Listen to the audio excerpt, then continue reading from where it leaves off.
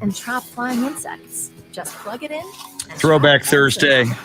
Zevo, people San Antonio Commanders. Deadly. Now at a store near you. San Antonio Wings. 2 failed San Antonio football teams in football leagues.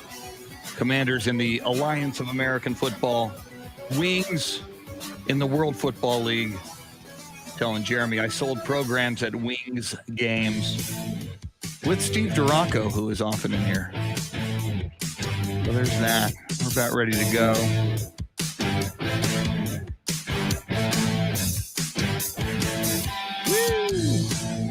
Woo! Deebo Samuel wants a trade.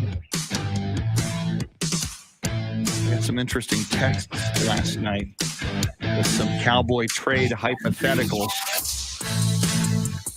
for Deebo Samuel from a pretty big dude in the world of sports. Woo! Tracy Bogert, what is up? Shohei Ohtani making history. Damn it, the Astros lose. 6-0. 6-0. Astros have gone 2-5 over their last 7 after the 4-1 start. That sucks. Not happy. San Antonio FC defeated Austin FC 2-1 in come from behind fashion last night. That's cool for the San Antonio FC peeps.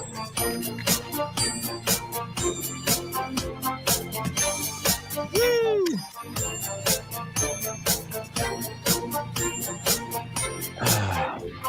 All right, we are close. Brooklyn collapses in the fourth quarter last night at Boston. Kind of a big deal. See if I can not screw up the microphones this morning like I've done each of the last 2 days. Not cool.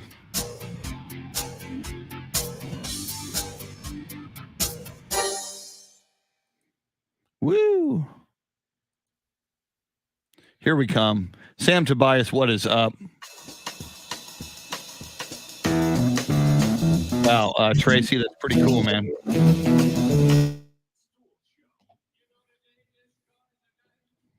Hector Gomez, good morning.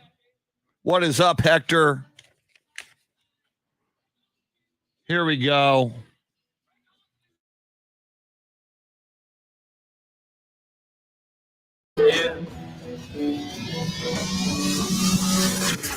Now, Chris Duel. Welcome in on this Thursday morning, April 21st. A throwback Thursday, if you choose.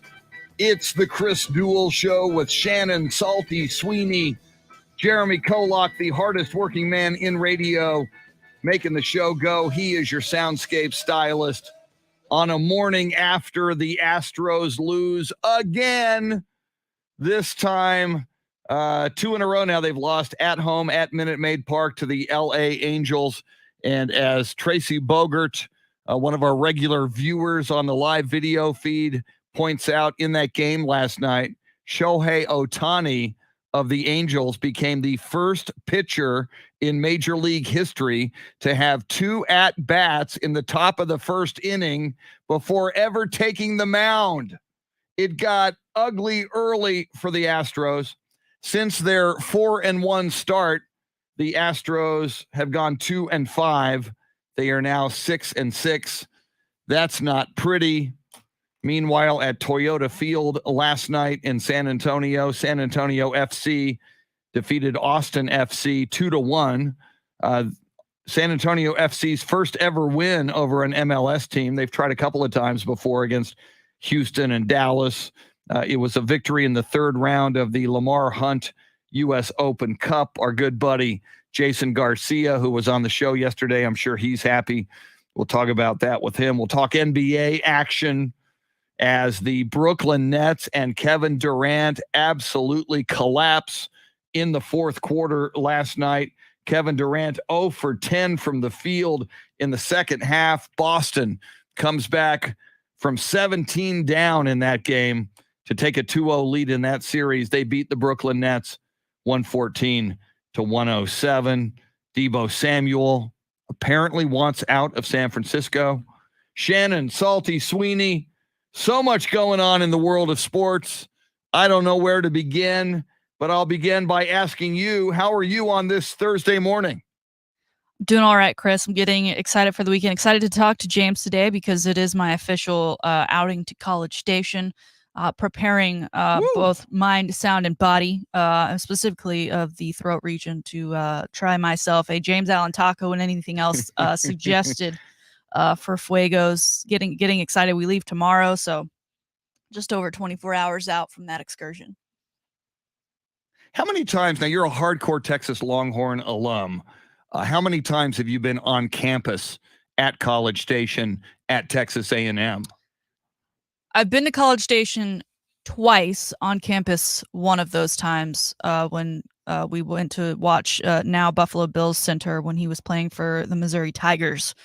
We went to watch a game at College Station when they took on A&M. I believe that was a Johnny Manziel year, I think. But you saw Manziel. Well, saw is one thing. That they had we were with the away team, so that was in the very corner behind the tubas.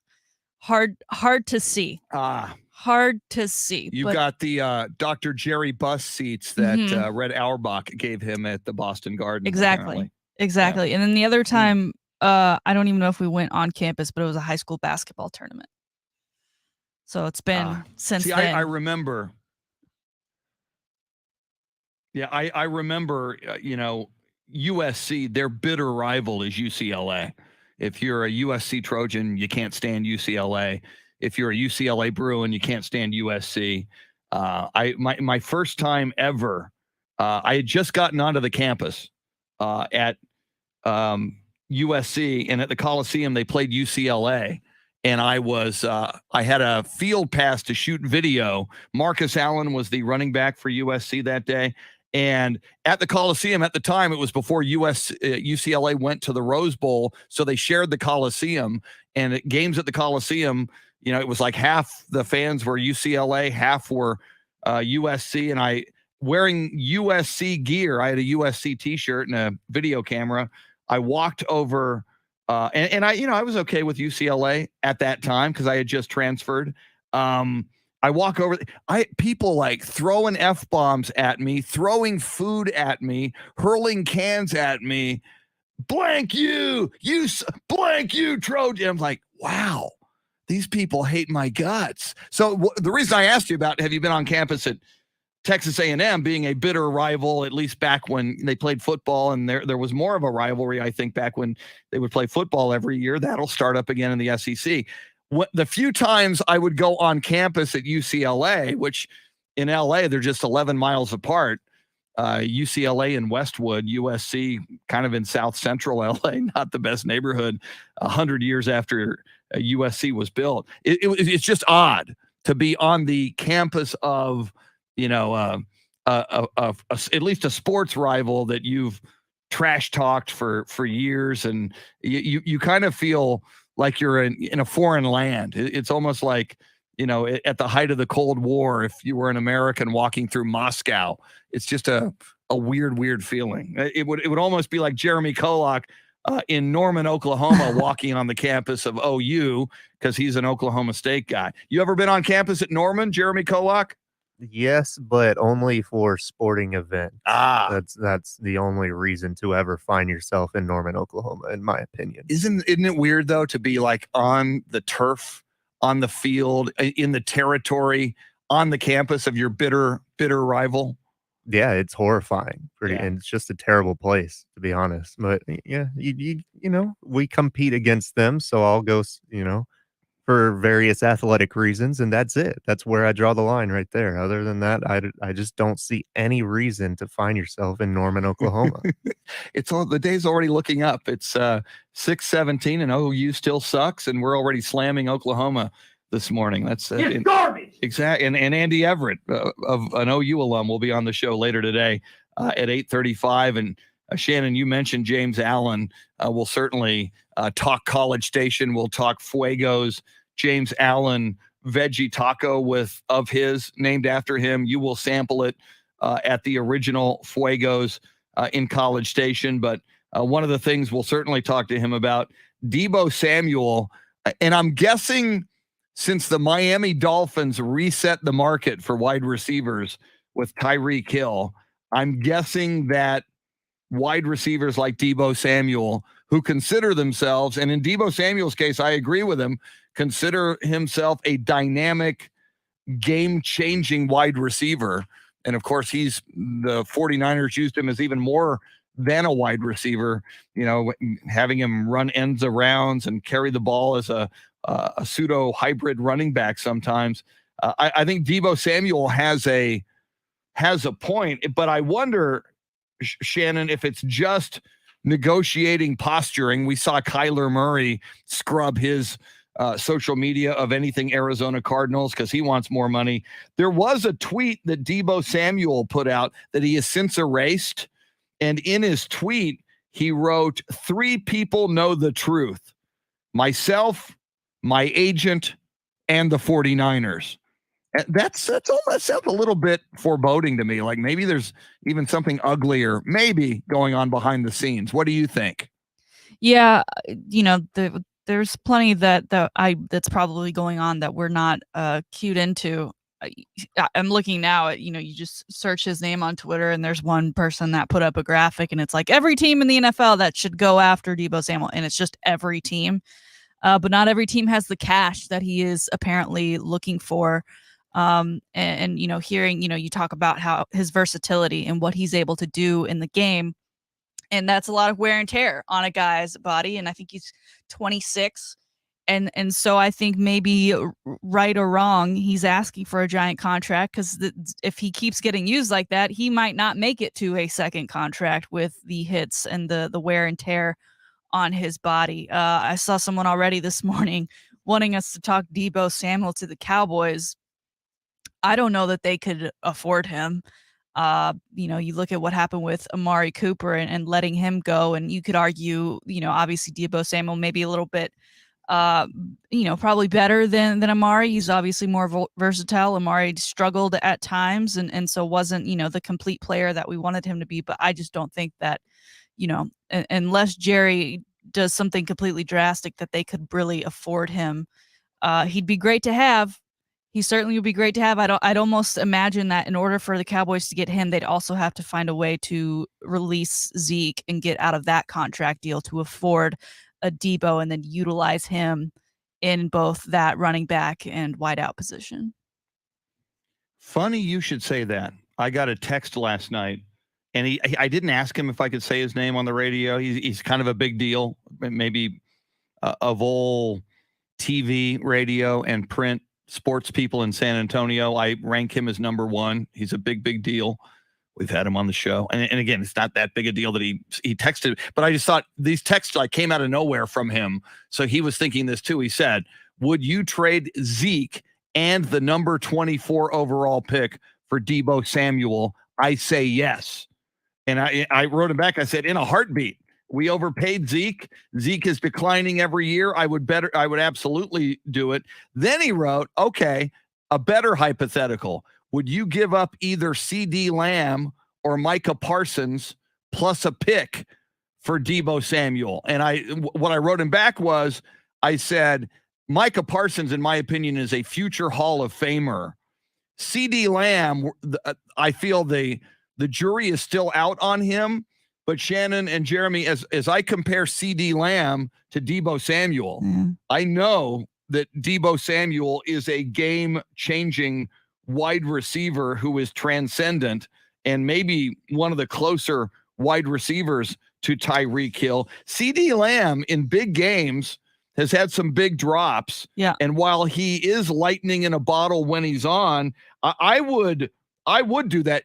So whatever you're paying CD, and it's still a rookie contract, so you're going to have to pay him someday. But if there were a deal to be done, CD Lamb and a pick to the 49ers for Deebo Samuel, I think, Shannon, you would upgrade that wide receiver position. I won't say infinitely, but I would say significantly with Deebo Samuel over CD Lamb. Yeah, CeeDee Lamb, as you mentioned, he's kind of he has yet to really like put himself out there to be like one of the best in the NFL. He seems more in that dime a dozen package where you could just find one late in the draft at some point. But the Micah Parsons, I don't want to give him up. Can I give you Leighton Vander Esch? Can I give you that guy? Because Micah Parsons, especially when you look at like the transformation of that defense with just the addition of a Micah Parsons. We can't go backwards on that side just to move forward on the other side, because we've seen what a great high-powered Dallas Cowboys offense can do, and that's not enough when the defense can't hold off the opponent. So we've got to keep him. That's for sure. Totally agree. Micah Parsons is like a little baby Lawrence Taylor, if you ask me. I mean, there have been some comparisons. It's outrageous to make that comparison his rookie year, but time will tell. Got to ask Jeremy Kolok. First of all, Jeremy, before we ask you about Deebo Samuel, and as a Cowboy fan, would you like to see the Cowboys move for him, and what would you give up to get him? Robert Browning, shots fired. You took shots at OU earlier. Robert Browning, who joins us from Japan, he will ascend Mount Fuji in just a few weeks. He says Norman, Oklahoma is beautiful in all caps. Boomer Sooner in all caps. I got my master's degree from OU. Then he writes, Stillwater is what you find in a toilet bowl. Ouch. Well, that's how I know he was just offended, and which is fine. He just got all butthurt. I get it. And because I mean, Stillwater is very pretty. I mean, they're not going to name a place Stillwater if it's in a toilet bowl, but whatever, Robert. Yeah, I mean, Norman's pretty gross. It's pretty disgusting place. Just visually, I mean, if you've ever seen the two campuses, then yeah, you would know that Stillwater is a much more beautiful location. And yeah, I mean, that's really much all there is to it. I understand why he would get offended by that, but it's part of life. It's part of going to OU, I guess. Let's move on. All right, Cowboys. Is it blasphemy to say let's trade CeeDee Lamb and Zeke and maybe a pick for Deebo Samuel? And is it extreme blasphemy to consider giving up Micah Parsons in a deal to try to get Deebo Samuel? Zeke who? I would trade Zeke in a second. I would trade Zeke and a bag of potato chips for Deebo Samuel, just to get that out of the way. Because of the contract situation, like you mentioned, it's not that Zeke's terrible. Zeke is a pretty good running back, but he is not the best running back in the league, and he's getting paid like the best running back in the league. We overpaid him. It's simple as that. It was our mistake. It wasn't Zeke's mistake. He got his money, but it's business. We gotta get better as a team. I'm not trading Micah Parsons for anybody. I'm not trading Micah Parsons for Pat Mahomes. That's just me. Whoa. I'm not doing it. I mean, he was a rookie. You saw what he just did last year, and that was only 1 year. That was just 1 year of sample size. So, hey man, I like Deebo Samuel's talents. I think I said after the Cowboys lost to the 49ers, I would like to see the Cowboys utilize CeeDee Lamb kind of similarly to that. I don't know if that's possible because maybe Deebo Samuel is just that good. But something else I'm thinking about is we always talk about wide receivers and their divas and whatnot. And the Cowboys seem to have been kind of blessed last year because Amari Cooper seems like a really quiet guy who just, he doesn't stir up a lot of stuff in the media. CeeDee Lamb, maybe it's just because he's still young, but he doesn't cause a lot of problems off the field. So the Cowboys haven't had that issue recently in the wide receiver room. Do we really want to bring in a guy like Deebo Samuel who is actively doing that on the team he's under contract with?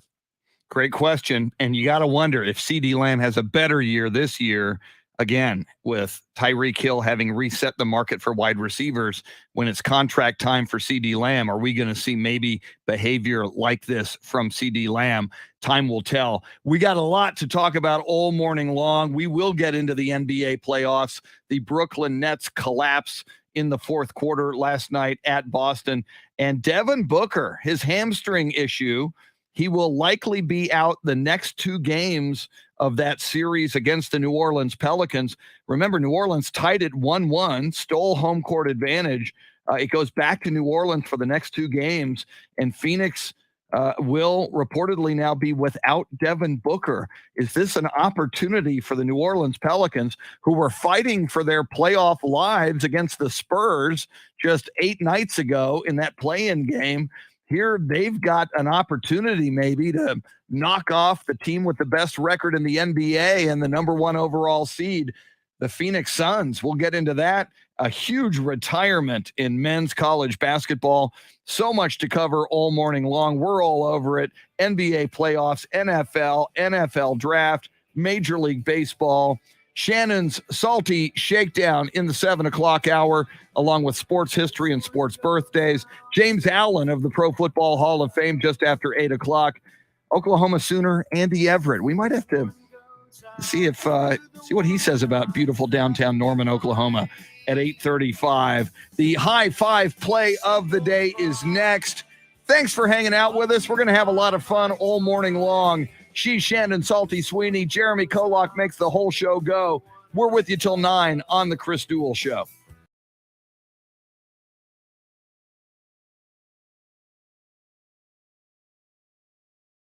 John Williams, what is up?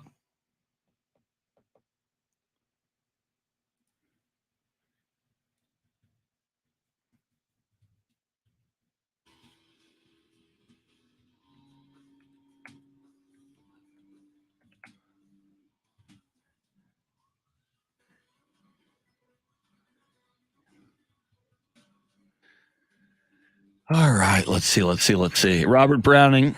Fun back and forth, Robert, with you and Jeremy. It's all fun.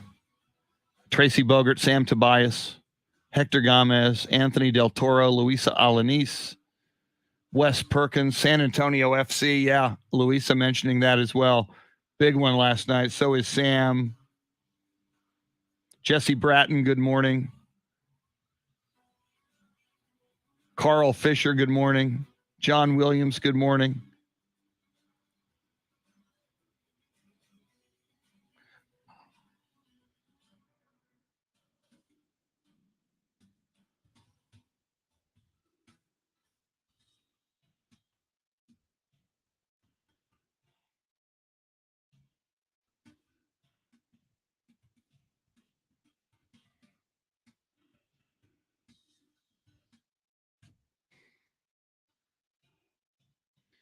All right, let's see. O.M. Garcia, good morning. Yeah, I agree, Tracy, that Phoenix could be in trouble. Okay, I have to edit some spots. I'll do that at the top of the next hour, I believe. Clint Proctor on this show tomorrow at 6:15. He's about to do his first Iron Man.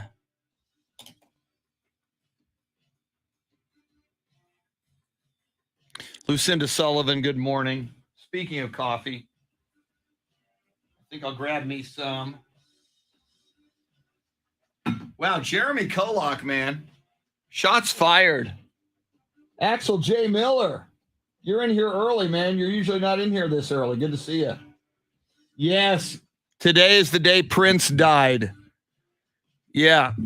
As Axel is pointing out, today's the anniversary of Prince dying. At some point, maybe Purple Rain, maybe a sadder Prince song, maybe.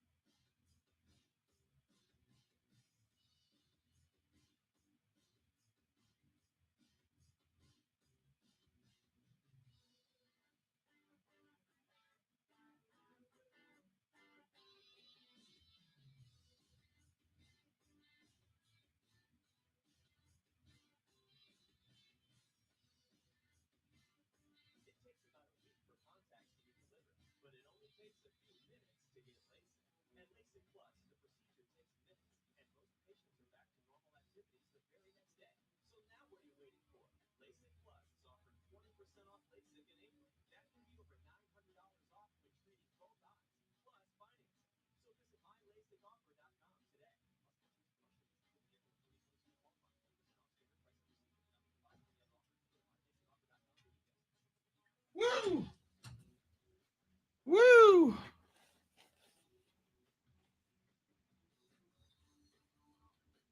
Wow, Robert, I just read that. Man, let me see maybe if I can get to Sammy's embroidery today. He knows me. Years and years ago, I used to do commercials for him. So maybe he'll do something like that. Maybe not a great chance of my being able to pull that off, Robert, but I will give it a shot.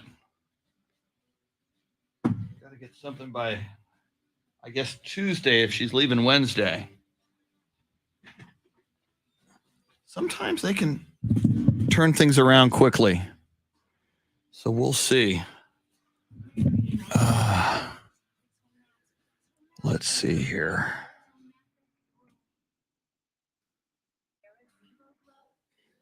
How many years ago did Prince die? I'm pulling it up. Today is the anniversary. 2016. 6 years ago, man. We lost Prince 6 years ago. I would have said 4. Man, time just flies. Yikes. Awful, awful, awful. Good morning, Beth Settle. I think you're headed down to the courthouse today, Beth. Enjoy. Be careful.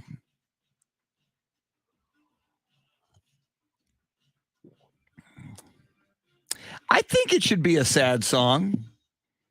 Now, Axel J. Miller doesn't like that we're going to play a sad Prince song. Am I out of line? Should we be more celebratory? Should we be playing Little Red Corvette? I don't know. All right, good. All right. Okay. Gotcha. All right. Jeremy says we're absolutely playing Purple Rain, Axel. He said we can play a happier one later. Love the Prince profile photo, Axel. Man, I love Prince. I'm a huge fan.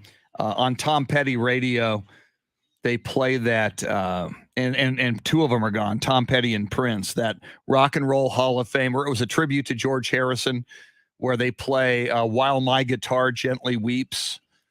And I'm forgetting the other people on stage, but I know it was Tom Petty and Prince just wails on the guitar and plays some guitar like from another planet that nobody could ever replicate, and took that song to a whole new level. Oh, is that Clapton? Let's see.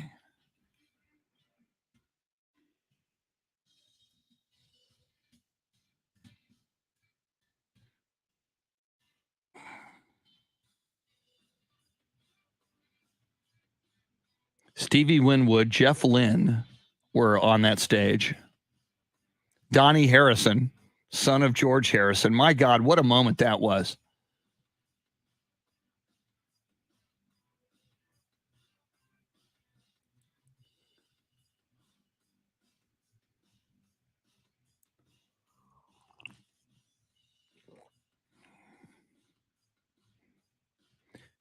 Tom Petty, Jeff Lynne, Steve Winwood, Donnie Harrison,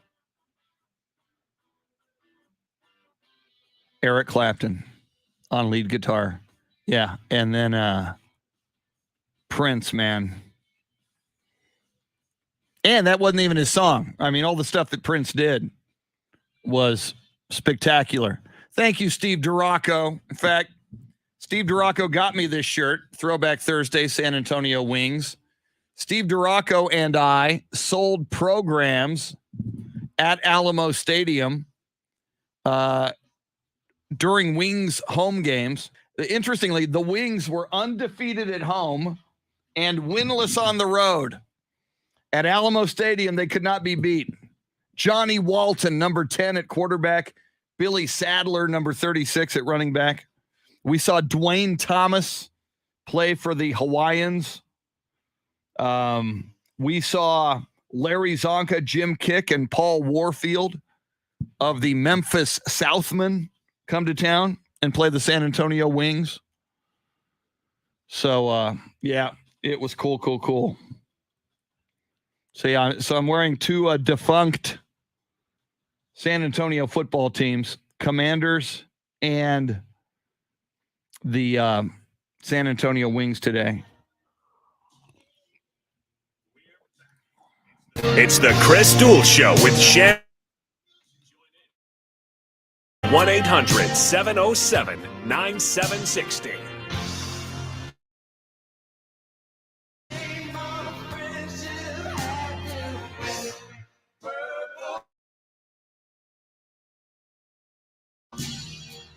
It was a purple rain of tears on this day in 2016 as we lost one of the greatest artists in music history, Prince Rogers Nelson, known as Prince.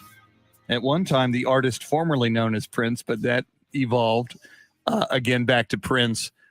Prince at the age of 57 on this day in 2016, tragically, sadly, shockingly passed away of an accidental overdose of prescription medications. He had a back issue that was causing him great pain, and on his most recent concert tour, he was just having a rough time. Very similar to how Tom Petty a few years later would lose his life. And I was just talking with people on the live video feed. There's this incredible moment on stage, and there's YouTube video of it, and the song has gotten a lot of airplay since. It was at the Rock and Roll Hall of Fame induction of George Harrison, where Prince was on stage with Tom Petty, Eric Clapton, Jeff Lynne, Stevie Winwood, and George Harrison's son, Donnie Harrison, and playing George Harrison's song, While My Guitar Gently Weeps. And at the end of it, Prince comes out with his guitar and just wails on that song in an otherworldly, spectacular, genius, virtuoso performance that I'll never forget, and a lot of people will never forget. So I'm a huge Prince fan. Many people are. Our good friend Axel J. Miller out of Denver on the live video feed, I see him in there with a Prince profile pic this morning, which is cool. So anyway, Jeremy Kolok, thank you very much for bringing us in with some Purple Rain. We might even hear a little more Prince later today on this tragic 6th anniversary of his passing. But we will go now from before we'll go to something much more positive here in a moment. The high five play of the day. Just want to set the table with the phone number and ways you can get in touch with the show. Dial us up at any time. We love your phone calls. 800-707-9760. However, we also love your talkback. Sounding off on the iHeartRadio app. It is free. You can listen to the show. It's always crystal clear via AM 1300 The Zone or Ticket 760 on the iHeartRadio app. Now there's this new feature. It's a microphone button at the bottom of the screen. You press it. You leave us a message on something you're passionate about, something you want to sound off on, something you disagree with. You want to go after Jeremy Kolok for attacking Norman, Oklahoma. You can, or you can attack Norman, Oklahoma. Or another school if you're choosing. You hit. Exactly. Just do it. So send it to us. We get it. We play those on the air. They're a lot of fun. We invite you to do that.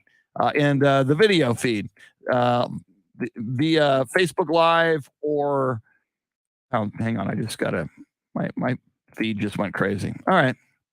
We just lost our live video feed as I'm talking about it. I will reboot that in a little bit. So top of the hour, the live video feed will be back up and running. So check that out. Right now, though, it is time for the High Five play of the day, appropriately sponsored by High Five, 2 locations in the Austin area. Shannon, what will people find at High Five? Well, lots of fun to enjoy. And on a Thursday when we're giving out the High Five on this April 21st, it's also National High Five Day, so it only makes sense that we are continuing with the streak of giving out high fives. And today's high five goes to the coach of the #1 ranked NCAA Division I baseball program, the Tennessee Volunteers. They are usually always up there high in the rankings, currently #1, but their coach, Tony Vitello, currently serving a 4-game suspension, which is the standard for when a coach makes physical contact with an umpire. And during Saturday's game, Tennessee defeated Alabama. But in the first inning, Coach Tony was ejected. And following that ejection, he chest bumped the umpire, the third base umpire, and therefore was given that 4-game suspension. But for a guy who has been known to be a bit of a hothead, because this is not his first suspension, he's making good use of his time this time around, and we'll talk about his previous time after. But this time around, he was seen on campus selling $2 chest bumps, so kind of poking fun at himself there, with all the money going to the Wounded Warrior Project. And he emailed heads of the school and notable figures of the university to come out and join him. That way, you know, he drew more eyes, drew more attention onto what was going on. Listen, if you're going to be suspended, you might as well use your time wisely, especially it's not a great look to get suspended when your team is currently #1 in the country. It could look really bad if they were then dropped 4 games because you were not there to coach them. But Chris, this is not the first time that A, Tony has had a suspension, and then B, has done something to benefit others during the suspension. In 2018, he was serving a suspension and decided that because he couldn't coach, that during the second game that he was suspended for, just down the road, he held a lemonade and pizza stand, in which that instance he raised money for Tennessee's CASA Foundation, which of course helps pay for court cases for children and those in horrible family and home situations.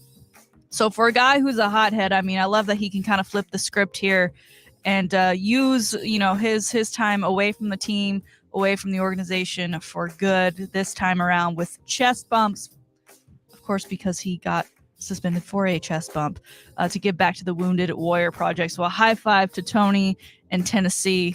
As I said, always a great team. I remember watching him get heated when Texas played Tennessee last year in the College World Series. I'm sure we'll see him get heated in the future, but as long as he keeps doing stuff like this, I am okay with it. Yeah, and usually a guy or a gal who's a hothead, who is somehow sanctioned or disciplined for being a hothead, doesn't have the self-awareness or the sense of humor. In this case, you know, $2 chest bumps on campus, and again, to, in this case, raise money for the Wounded Warrior Project. And again, I mean, look what he did. Here we are in San Antonio, Texas. He could have just taken his punishment and pouted. In addition to raising money for the Wounded Warrior Project, here you are in San Antonio and Austin, across Texas, and we got people listening to us around the world in Japan and Australia and elsewhere, talking about the Wounded Warrior Project. So, yeah, way to go, Tony Vitello. Try to see if you can get that anger in check. I mean, if you're a hothead, that there might be something you can work on. Little anger management, maybe. and you know, when you get physical with somebody and chest bump them, and again, I haven't seen video of the chest bump. I don't know how weird or demonstrative it was, but you know, when you get physical with somebody like that, and I know if you go way back, if he's an old school baseball guy, you know, I think of Billy Martin, the longtime multi-fired Yankees manager back in the 70s. He would often get into it with umpires and chest bump them, and famously kick dirt on them on their shoes. And so, maybe it was a fairly innocuous show that turned into something physical that wasn't that bad. But I'm with you. This is a great one. Way to go, Tony Vitello. And keep on keeping on, man. Raise money for the Wounded Warrior Project. Yeah, maybe you do a fundraiser that doesn't involve you being suspended before it happens.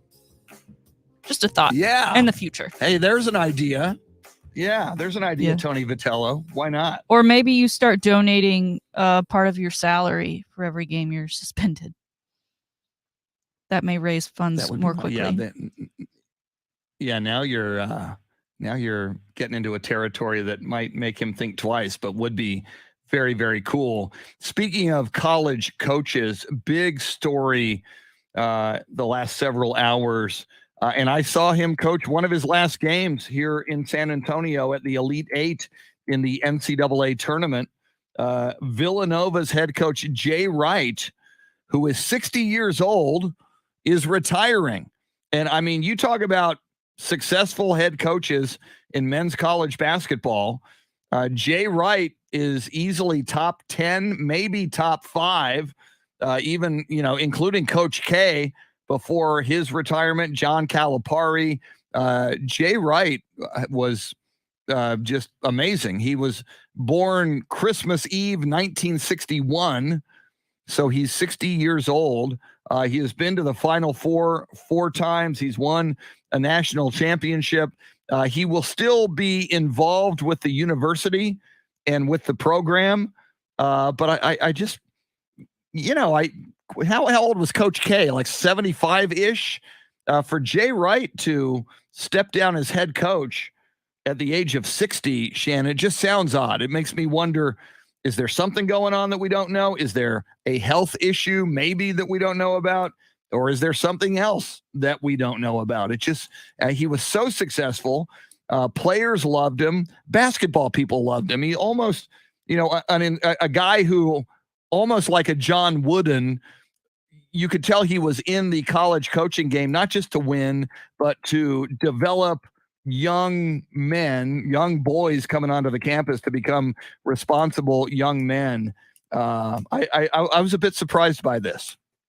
Yeah, this feels like a walking away when you're on top. You mentioned he's been in the Final Four 4 times and has won the whole thing twice. I mean, that's Tom Brady percentages right there. And I didn't realize he was also part of the most recent Summer Olympic Games on that coaching staff. So he's also a gold medalist from Tokyo 2020. And, maybe in the back of my mind, I'm like, okay, well, what if, Coach Steve Kerr does not want to take over that USA team from Coach Pop and formerly Coach K, and that maybe Jay just is going to do it. And maybe he doesn't want to do all the things at once.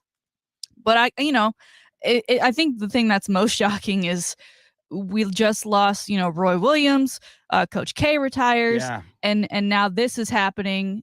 You're almost like, man, you didn't want to wait out a year so you could have your farewell tour. You didn't want to, we're just losing. It feels like all of the pieces are dropping at once. Usually we have these thoughts about players that are transformative to the game or to, really change the way an organization is viewed. But these, outstanding coaches who have proved time and time and again that they're worth every penny for whatever reason. I guess maybe they're all in it together. Maybe they've got vacation plans that we don't know about, that the basketball thing is in the way at this point. Yeah, Jay Wright released a statement that Villanova tweeted out, and he tweeted out. He doesn't give an indication in the statement. I'll read it real quick. Let's see if I have time. Yeah, I think I do. Over the past 21 years, I have had the opportunity to live out a professional dream as the head coach at Villanova. Patty and I have been blessed to work with incredible, gifted young men who allowed us to coach them and brought us unmatched joy. We cannot overstate our gratitude to the players, coaches, and administrators who have been with us on this path. It has been an honor and a privilege to work at Villanova, especially under Father Peter and Mark Jackson. Now, though, it's time for us to enter a new era of Villanova basketball after 35 years in coaching. I'm proud and excited to hand over the reins to Villanova's next coach. I am excited to remain a part of Villanova and look forward to working with Father Peter, Mark, and the rest of the leadership team. Once a Wildcat, always a Wildcat. And Shannon, you brought up a fascinating point. If he knew this was coming all season and he knew I'm going to retire at the end of the season, and just, Coach K got all the farewell tour, the accolades, here I was, and so many is like, oh man, I hope Duke wins because this is Coach K's last year, and Jay Wright quietly went about his business. Very, very interesting. Well, and his replacement, Kyle Neptune, who last year coached Fordham.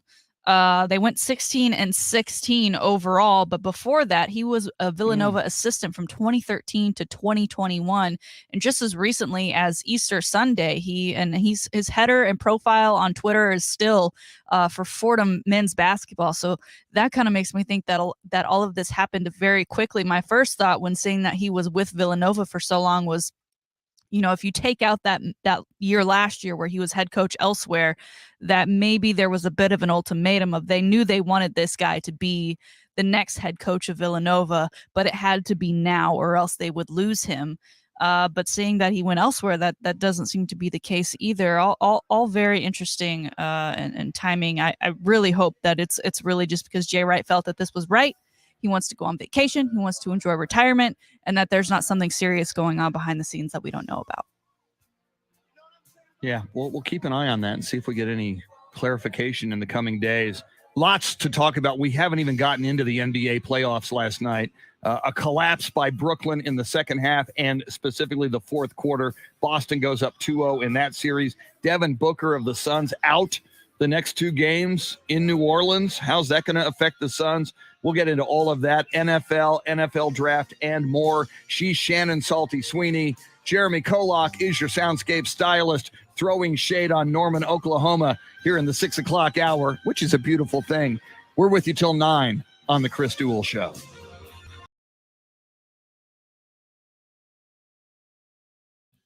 Yeah, I got ejected from the feed earlier, and I don't know why. So, but anyway, it all worked out. We're back. Haas Holding, what is up? Professional wrestler Haas Holding. Okay, now I need, see, which one am I doing first? I think I'm doing.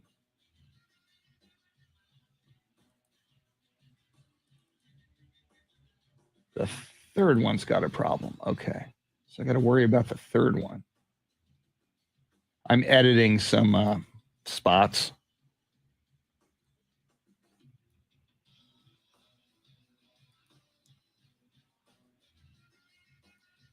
That.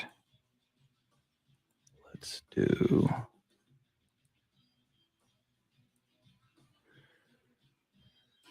Why doesn't that look right?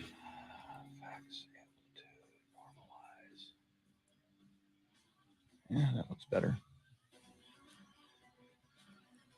All right.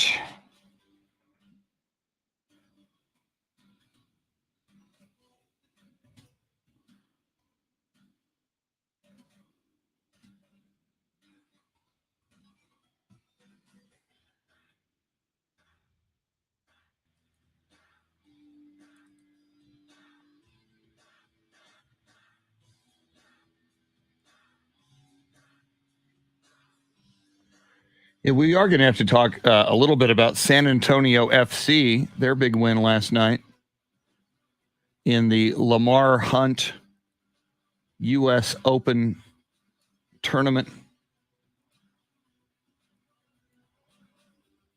Yeah, a guy, I saw an Instagram post by a huge, and we've had him on the show, Aaron Marvel, just spouting a lot of vitriol, and I'm sure he speaks for a lot of San Antonio FC fans, but he was just spouting a lot of vitriol toward Austin and Austin FC. You know, some bitterness because, you know, they got an MLS team and we did not, saying that made last night, you know, one of the greatest sports moments he's ever witnessed. I'll read that a little bit later. Okay, I've got to edit a spot here that has a couple of stumbles. Thank God for editing. Try to figure out where they are.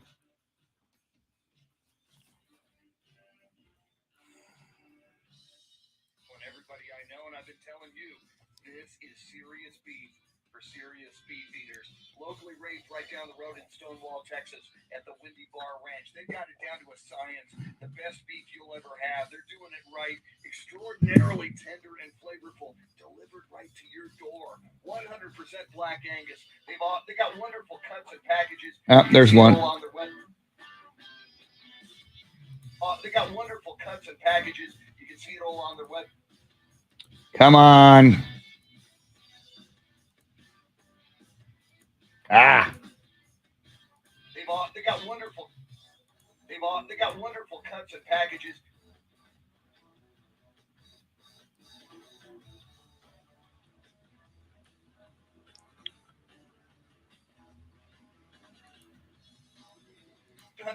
Black Angus. They got wonderful cuts and packages. You can see it all on their website, windybarbeef.com. Just in time for grilling season. Stock up for the year with a whole quarter cow with just $100 down. They'll let you know when it's ready. Now, if you opt for the whole quarter cow, they can't deliver that because it's a whole quarter cow. But you go to their ranch, Windy Bar Ranch. It's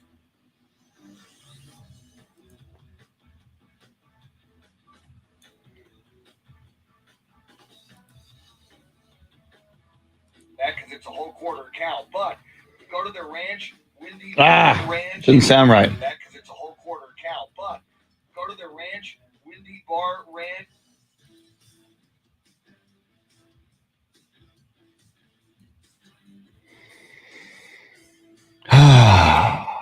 Fun.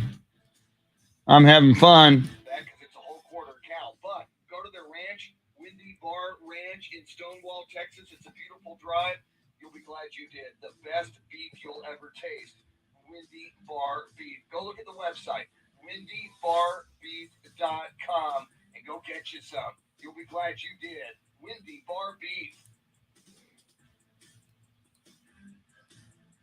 Wow, how is that 105?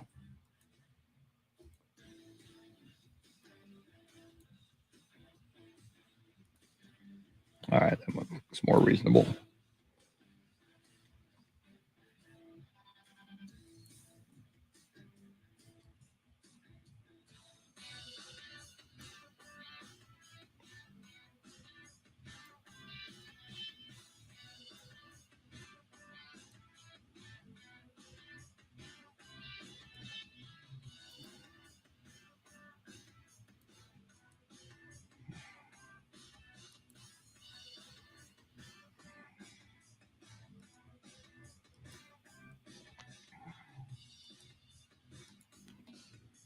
All right, I got to listen to this again now. See if I got all the mistakes out. Chris here. Ever since I tasted delicious Windy Bar Beef, I've been telling everybody I know, and I've been telling you, this is serious beef for serious beef eaters. Locally raised right down the road in Stonewall, Texas, at the Windy Bar Ranch. They've got it down to a science. The best beef you'll ever have. They're doing it right. Extraordinarily tender and flavorful. Delivered right to your door. Hey, Clint. 100% Black Angus. They got wonderful cuts. Clint Proctor on the show tomorrow morning at 6:15. Just in time for grilling season. Stock up for the year with a whole quarter cow with just $100 down. They'll let you know when it's ready. Now, if you opt for the whole quarter cow, they can't deliver that because it's a whole quarter cow. But go to their ranch, Windy Bar Ranch in Stonewall, Texas. It's a beautiful drive. You'll be glad you did. The best beef you'll ever taste. Windy Bar Beef. Go look at the website, windybarbeef.com, and go get you some. You'll be glad you did. Windy Bar Beef. There you go, Sam Tobias. That's probably accurate. All things are odd.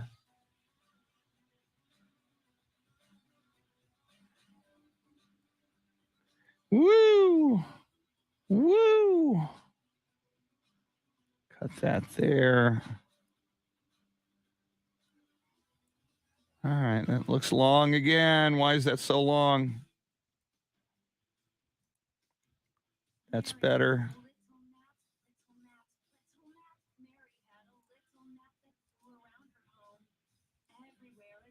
That is a weird, I'm hearing a weird commercial, not mine, where someone's singing a jingle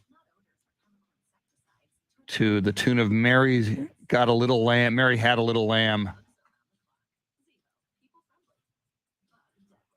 Zebo, people friendly, bug deadly. All right. But I guess it's memorable. Maybe they know what they're doing. D.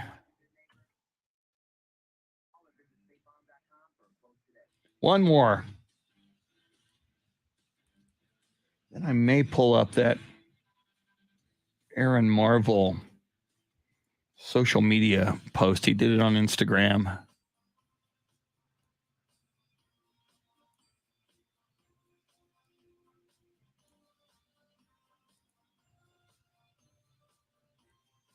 Wow, that one's real long. What's going on there? That can't be right.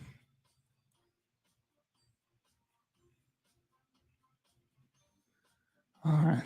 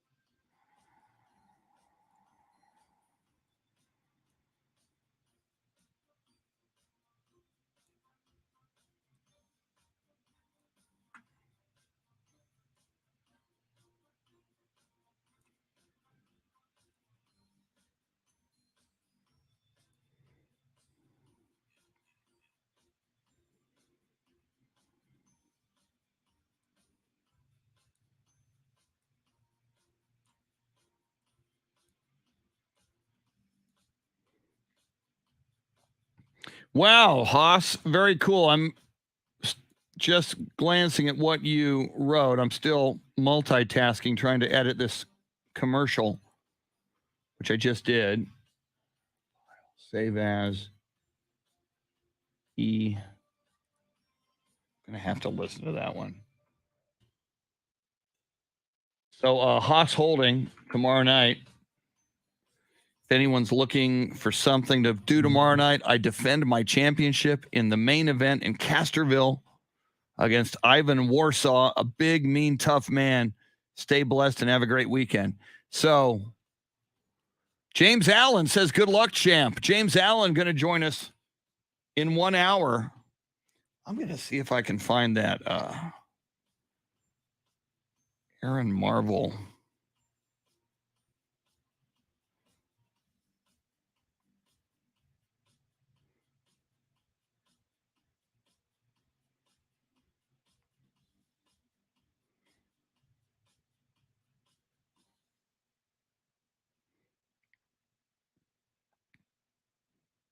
Jeremy Kolok says, good luck.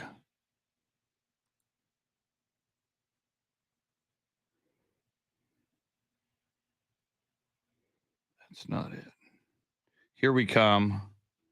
I am going to mute for a moment for our evil overlords.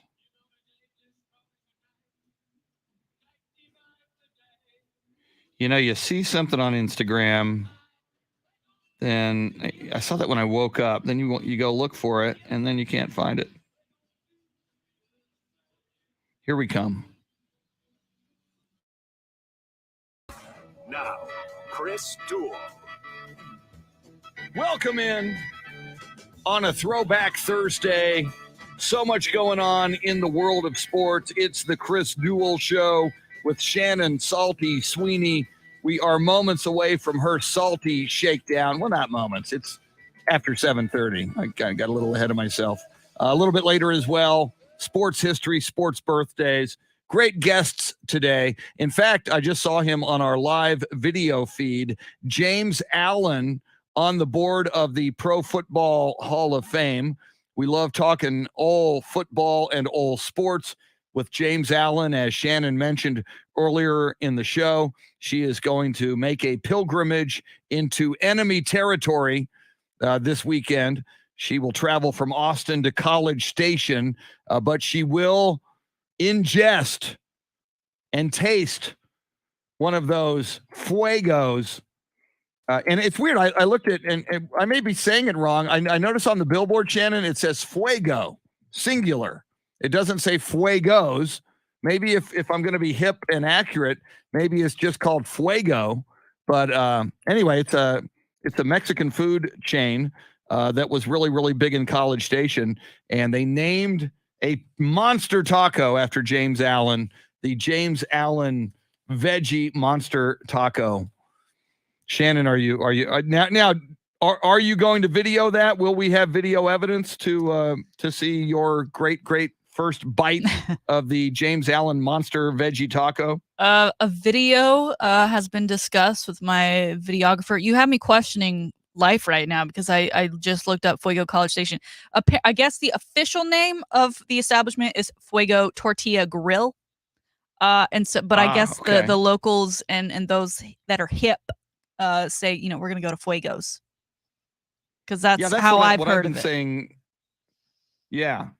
So okay, so we'll ask James Allen. I mean, he knows the owner. He's got a taco named after himself. Well, and I think he's called it Fuegos to us. That's what I've got to really ask James about is how much is his name going to be worth when I drop it? Am I going to get that? Am I going to get that taco for free? Am I going to get some merch? Ooh, I just have one of everything. You know what? Or are they going to be like, who is James Allen? Think. No, well, James Allen should make a phone call to the owner, and they should be waiting for it. He should then call the general manager of that College Station Fuegos, and there should be a special. You should get like a VIP treatment and a VIP card. Have my table ready. I mean, and by the way, James Allen, with all the run we give Fuegos on this show, just because they named a taco after you, and since you know the owner. Shouldn't Fuegos be sponsoring the weekly James Allen segment? Just an idea, James Allen. Just a thought. Just an idea. We give him a lot of love. I'm just saying. Thank you, OJ. It always warms my heart to hear my fellow Trojan alum, Orenthal James Simpson's voice in the morning. Thank you. Thanks for that. Jeremy. White people. Jeremy Kolok. Shannon, we should talk about this. Gosh, I was looking for an Instagram post, and he does work at both iHeart stations in San Antonio and in Austin. Aaron Marvel is a big San Antonio FC fan and supporter. Have you crossed his path in Austin, Shannon, by any chance? I do not believe so. Okay. All right. I was just checking in case you knew him. Because anyway, I woke up. And people have different names on Instagram. I mean, on Instagram, you're Shannon B. Sweeney. I'm Chris Duel. Jeremy is Jeremy Kolok. So it's easy to find. I'm scrolling through Instagram this morning, and I saw Aaron, who I've had on the show before, talking about San Antonio FC, talking about the big win last night. San Antonio FC beat Austin FC in the third round of the Lamar Hunt U.S. Open Cup, 2-1, apparently in come-from-behind fashion. It was a sellout at Toyota Field, 7,922. So anyway, he was writing about it and showing photos on Instagram, but then he went on to this. I mean, he's one of these guys, very angry still that Austin FC, that the city of Austin got an MLS team and San Antonio did not. And I know there's people who share his angst and anger, but I mean, he was really on. So anyway, I'm during the break there, I'm scrolling through. I go, all right, I'm going to read what he wrote on Instagram, and I can't find it. Maybe I'll find it later in the show because some people don't use their name. Some people are, soccer gypsy or whatever. So anyway, there are San Antonio soccer fans who feel this was a great victory, that it demonstrated it was a little bit of a revenge. I did see, and to his credit, Shannon, and I love him because he's a big sports fan and just a good man, San Antonio Mayor Ron Nierenberg was at the game last night. There's photos of him on his social media waving a San Antonio FC flag. We had Jason Garcia of the Crocketeers, the San Antonio FC fan supporter group, on the show yesterday. So a big win and a happy win for San Antonio FC. And Shannon, that was the first time ever in the past, especially in this U.S. Open Cup, San Antonio FC has played Houston FC, and Dallas FC and lost. So this was their first win ever against an MLS team.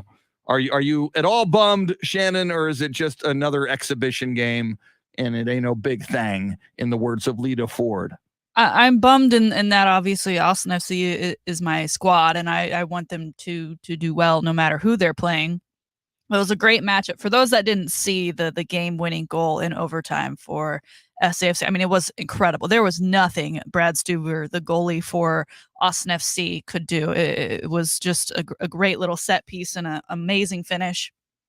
But I don't want it to sound like, oh, I don't care because it's, we're still in the MLS and you're not. I mean, that is, and we talked about it yesterday, like the fun of soccer that you don't get in any other leagues is that there are these cross play games where you get to have challenges that you would not normally get to have otherwise. And SAFC is not the only team thus far in this tournament to beat an MLS team. Columbus Crew lost their match as well. And a lot of people took note of the stadium size that they were playing in. I mean, it was basically a high school stadium, now Toyota Field in San Antonio, clearly not at the high school level, definitely a professional level. But, it's stuff that happens as part of what makes the game so much fun. I don't think they would host this tournament if it was just the MLS beating down on all of the other teams that were included. So it's part of the fun. A start to a great rivalry. I mean, come on, they tied 1-1. They go into overtime, and that's the finish. That incredible goal, I think, was in the 82nd minute of the game. So I'm looking forward to seeing it more. Now, the argument that you mentioned about Aaron of, well, this is why I don't believe that's an appropriate argument for, well, this is why this city should have gotten a team. Like it's not that cut and dry. But that doesn't mean don't stop pushing, because there very well could be, as the MLS continues to expand and grow, they're going to continue looking for places to put teams, and why not have a San Antonio MLS team in the future? Yeah. And I think, and again, I got to this level with Kawhi Leonard. I held a lot of bitterness, and I know there's some San Antonio soccer fans who are bitter, and they feel that, San Antonio was done dirty in the deal, and they will give reasons for that and evidence for that. But like Shannon said, and I agree, you just have to keep doing what you're doing and being good. And there are rabid and great San Antonio FC fans. We had one of them on the show yesterday, Jason Garcia. And if you build it, they will come. If you just keep showing up and be rabid soccer fans for San Antonio FC in this town, and so far it sure looks that way, like San Antonio is a darn good soccer town, eventually they can't ignore you. Eventually it would be. MLS will see it will be a good business decision to put MLS soccer in San Antonio. And again, there are other avenues, as Jason mentioned to us yesterday, La Liga in Mexico, which is a huge league, and some people would even argue the level of soccer is even greater than MLS. Some of your soccer purists will make that argument. That's one way San Antonio can go as well. But again, back to the tournament, what I do love about the tournament, as you described, Shannon, was anybody can get in. Well, not anybody, but legitimate soccer teams in leagues that are a step or two or three below MLS. And if you get hot at the right time, you could win the U.S. Open Cup, the Lamar Hunt U.S. Open Cup, which would be way cool. And interestingly, for NFL fans, of course, Lamar Hunt, the original founder of the Kansas City Chiefs, who before that were the Dallas Texans, and of course, one of the main founders of the American Football League. He also was instrumental in bringing professional soccer to America in a big, big way. That's why they honor him with his name on the U.S. Open Cup. So theoretically now, San Antonio FC, they're still alive, almost certainly. I don't have their next opponent in front of me, but they will move on. And if they're going to win this thing, they're going to play more MLS teams, which is good for them. I see Bill Brendel, who's a huge soccer fan. I used to go to San Antonio Scorpions games with Bill Brendel even before San Antonio FC. He's saying on the live video feed there was a big crowd last night and the beer garden looked like fun. See, that's what I love about Q2 Stadium in Austin and Toyota Field in San Antonio, Shannon, a beer garden. I don't think you should have a sports stadium without a beer garden. It's a beautiful concept. It's a beautiful thing. A place where you gather, enjoy sports, and drink beer. It's beautiful. Yeah, I love it. The Austin one is in a great little corner. There's also food options, and the importance of a beer garden is that you're able to get your beer but still enjoy the action. I think Q2 overall does a pretty good job with that, and stadiums of the future, right? Because over at DKR, you want to go get your beer, you want to go get your hot dog, whatever.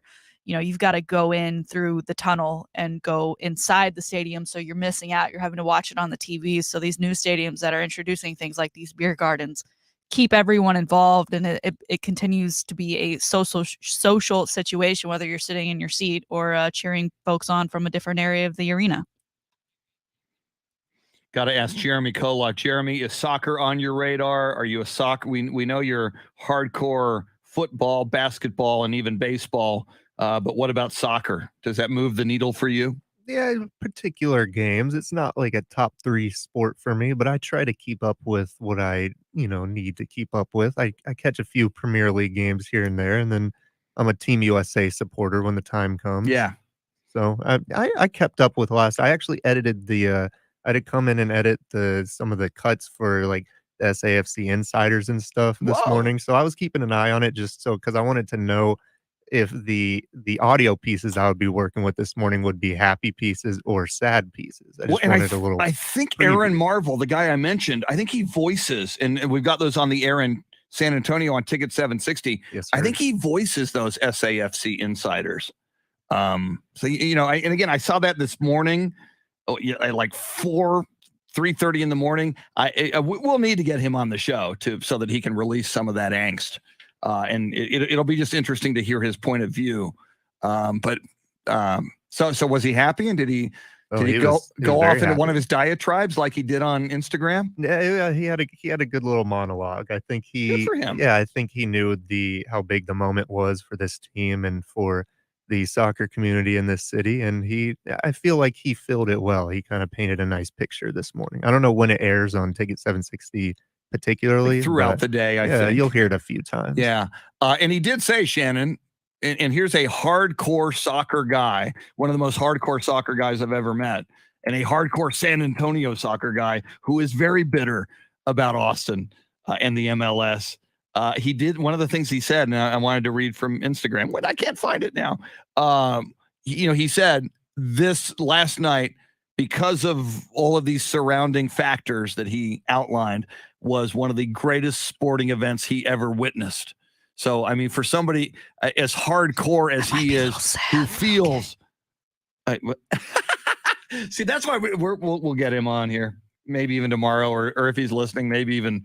Well, actually, we're booked up on guests. We got James Allen at 8:05 and Andy Everett at 8:35. So maybe tomorrow. Speaking of tomorrow, Shannon, I do want to mention, and I think it's so cool when listeners of this show are doing something big and cool in the world of sports. We've had Haas Holding on, who's on our live video feed right now. He's a guy who decided, even though he was in his late 50s, I want to be a professional wrestler.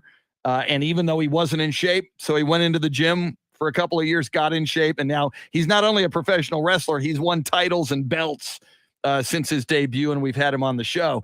But another one of our good friends, Clint Proctor, is going to participate in his first Ironman event this weekend, and he, kind of like Haas Holding, wasn't in the best of shape, decided, hey, man, I'm going to go for this.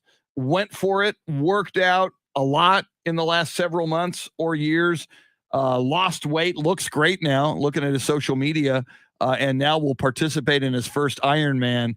Shannon, I love stories like that. I love that there are people who are friends of the show and listen to or watch the show, and I think it's just something to be celebrated, and I think it's something that is inspiring for all of us. I mean, we all maybe can't be professional wrestlers like Haas, and maybe we all can't do an Ironman competition like Clint, but we can all be better people and better athletes and challenge ourselves physically to get in better shape. So I look forward. We're going to have one at 6:15 tomorrow morning. And the only reason that he's got a workout at 8 o'clock tomorrow. I said, "Oh, you want to come on at like 8:05?" He goes, "Well, I really can't do that. And I'm working out from 8 to 10 for Ironman." I said, "All right, man, how about 6:15?" So he'll be on with us tomorrow at 6:15, which I think is cool. I want to know what is different in the people's minds who participate in these Ironmans compared to the folks like me who just could never. I mean, we talked about running the Boston Marathon earlier in the week, which is just a marathon, and you say that like just a marathon because people who do Ironmans like that's nothing because they run a marathon, 112-mile bike ride, and a 2.4-mile swim. Pass. The hardest pass I could ever pass ever. No, thank you. So I'm excited to talk to Clint about it because there's got to be something different up there with his mechanics that's like, you know what? I want to do this. Yes. And I'm going to do it for fun and enjoyment. Well, and again, I go back a long time ago when I ran marathons. Part of what I loved about it, you challenge yourself. It's something you can't imagine you can do, but you realize that with training, it's doable. But what I remember about marathons, what I always loved, Shannon and Jeremy, was in the course of however long it took you to run it. And for me, best ever was like 3 hours and 35 minutes when I was in the best shape of my life, which for a hardcore marathoner, that's not very good at all. And then later when I wasn't in as good shape, like 4 hours, 4.5, 5. But you would, in the course of those hours, you would go through every emotion. There would be excitement at the beginning, a little bit of fear and trepidation. And then when you run a marathon, it's what's called hitting the wall. It's when your body's fuel, the carbs in your body run out and you've got no more fuel in your body, and your body has to shift from carbs to muscle. It actually, you hit the wall and it's the muscles in your legs and your body and your arms are beginning to deteriorate, and it's painful when you hit the wall. So, I mean, you go through like despair and pain and even agony, and then you get to the finish line and it's absolute euphoria. When you finish and you've gone through all of these emotions and ideally all of this preparation and all of this blood, sweat, and tears, and your goal was, in many cases, to finish the darn thing.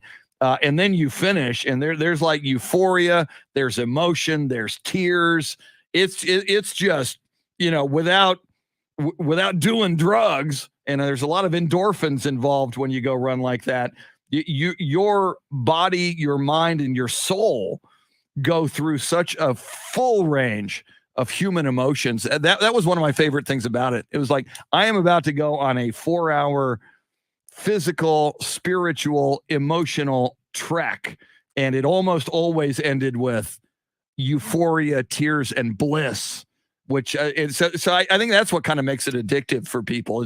It's how it makes you feel to go through it and then to finish it.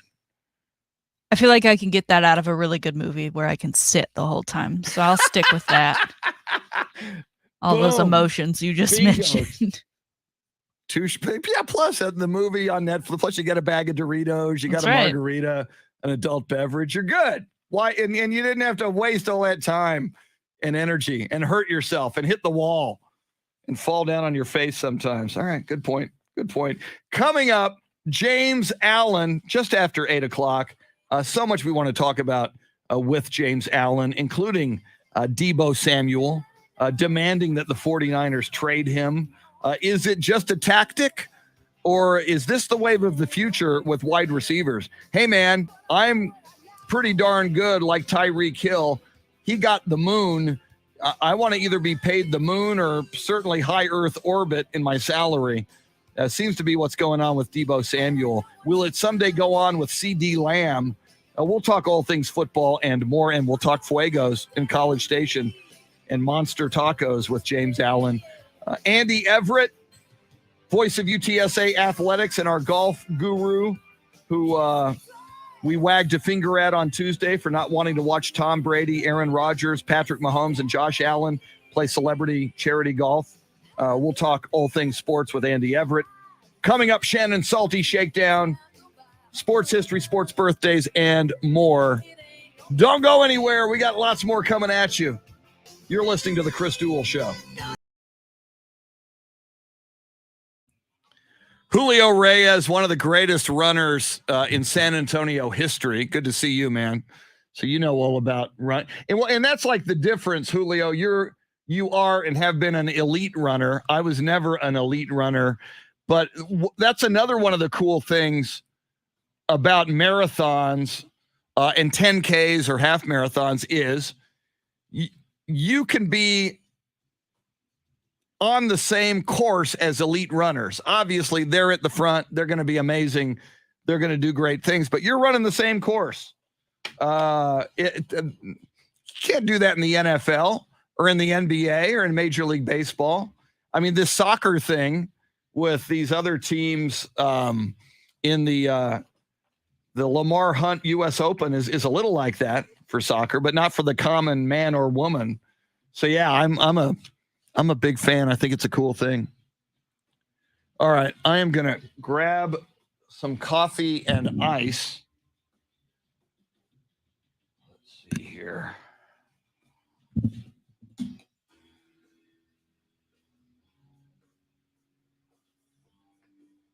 And I should have, when Haas Holdings' name came up, Haas, I should have pimped your match on the air. I'll try to do that again if we have a chance.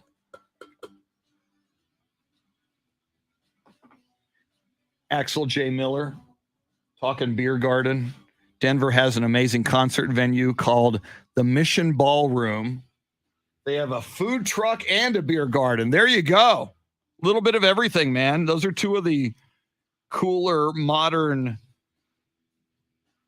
accessories to entertainment values or venues.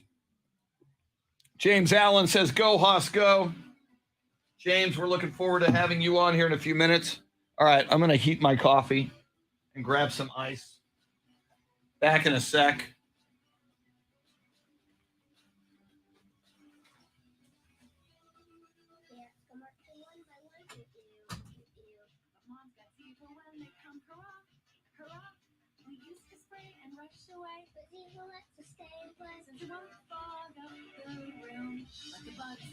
Still meet their doom.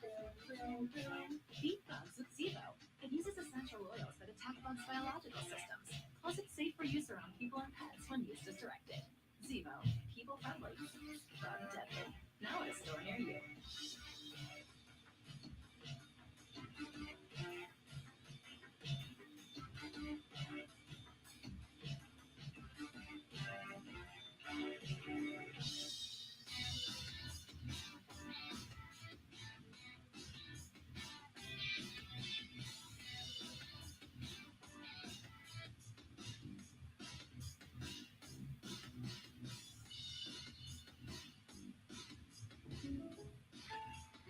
Love the locals here. Keep that in my budget, doesn't it?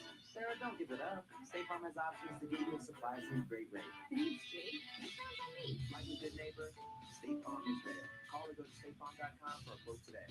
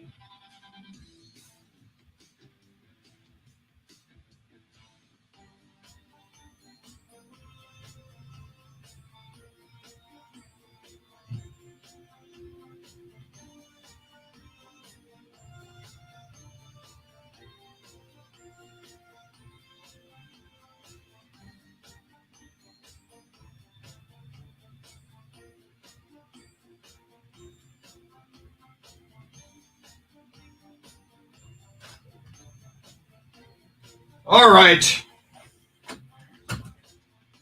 I got coffee and I got ice. Did somebody say ice?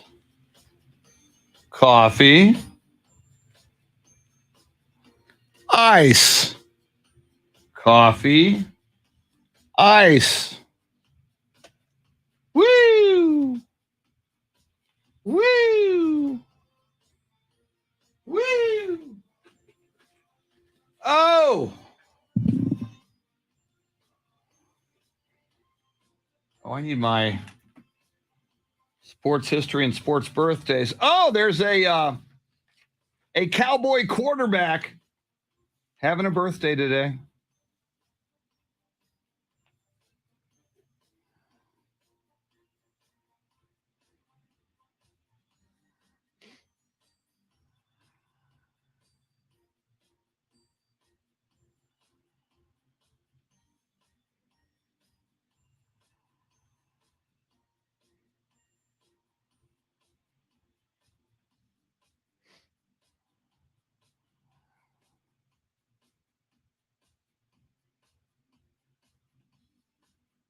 All right, I gotta see if I can play this thing. Sounds all right. Here we go. I need this, and I got it. Here we go. Chris here for Windy Bar Beef. Ever since I tasted it, it's so delicious, so tender, so flavorful. I've been telling everybody I know. I've been telling you, get some. Locally raised right down the road in Stonewall, Texas, at the Windy Bar Ranch. They've got it down to a science. The best beef you'll ever have. They're doing it right. So tender, so delicious. Delivered right to your door. 100% Black Angus. They offer wonderful cuts and packages. You can see it all on their website, windybarbeef.com. Just in time for grilling season. You do have the option to stock up for the whole year with a whole quarter cow for just $100 down to get on the list. They'll let you know when it's ready. And they can't deliver the whole quarter cow because it's a whole quarter cow. In that case, you just take the beautiful drive to Texas Hill Country to nearby Stonewall, Texas. You pick it up. You'll be so glad you did. Serious beef for serious beef eaters. For you, your family, your friends, for grilling all summer long. Go get you some. WindyBarBeef.com. Bar beef. Let's get back to the Chris Duel Show with Shannon Salty Sweeney.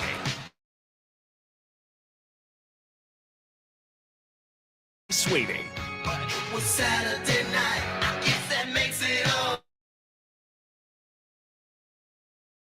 Oh yeah. Little red car.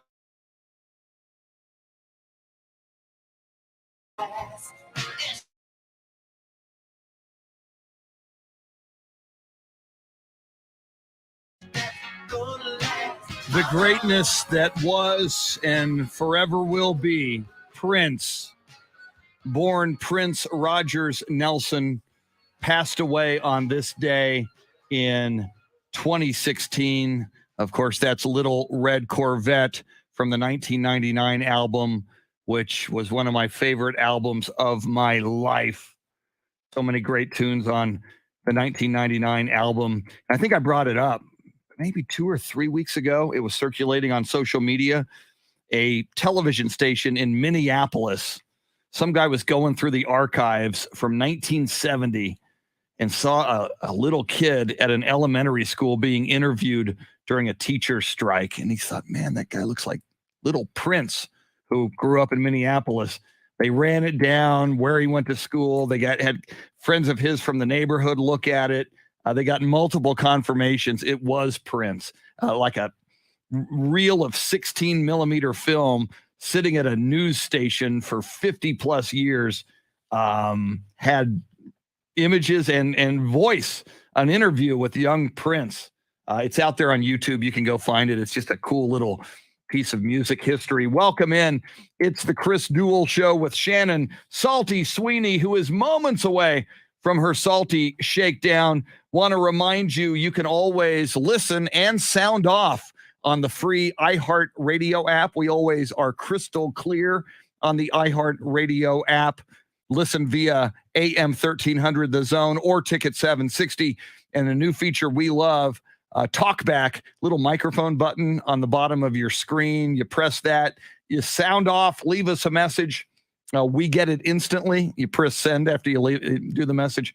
We get it instantly, and we play them on the air just to take your pulse and see what's important in your world, what you are passionate about in the world of sports and beyond. Joining us just after the top of the hour, our good friend James Allen from the Pro Football Hall of Fame. We'll talk all things football, all things College Station, tacos, and fuegos, where Shannon will make the holy pilgrimage to partake of the James Allen Monster Veggie Taco this weekend, and we're hoping for some video evidence on social media over the weekend. Andy Everett, the pride of Oklahoma University, which is in Norman, Oklahoma, which Jeremy Kolok calls a pit. It's garbage. It's garbage, Norman, Oklahoma. Andy will join us. Thank you, Coach Gundy. Andy will join us just after 8:35. Lots coming at you in the world of sports, NBA playoffs, NFL draft, baseball, and more. But first, how about Shannon's Salty Shakedown right after sports birthdays and this day in sports history? April 21st, 1904, Ty Cobb makes his pro baseball debut for the Augusta franchise of the South Atlantic League.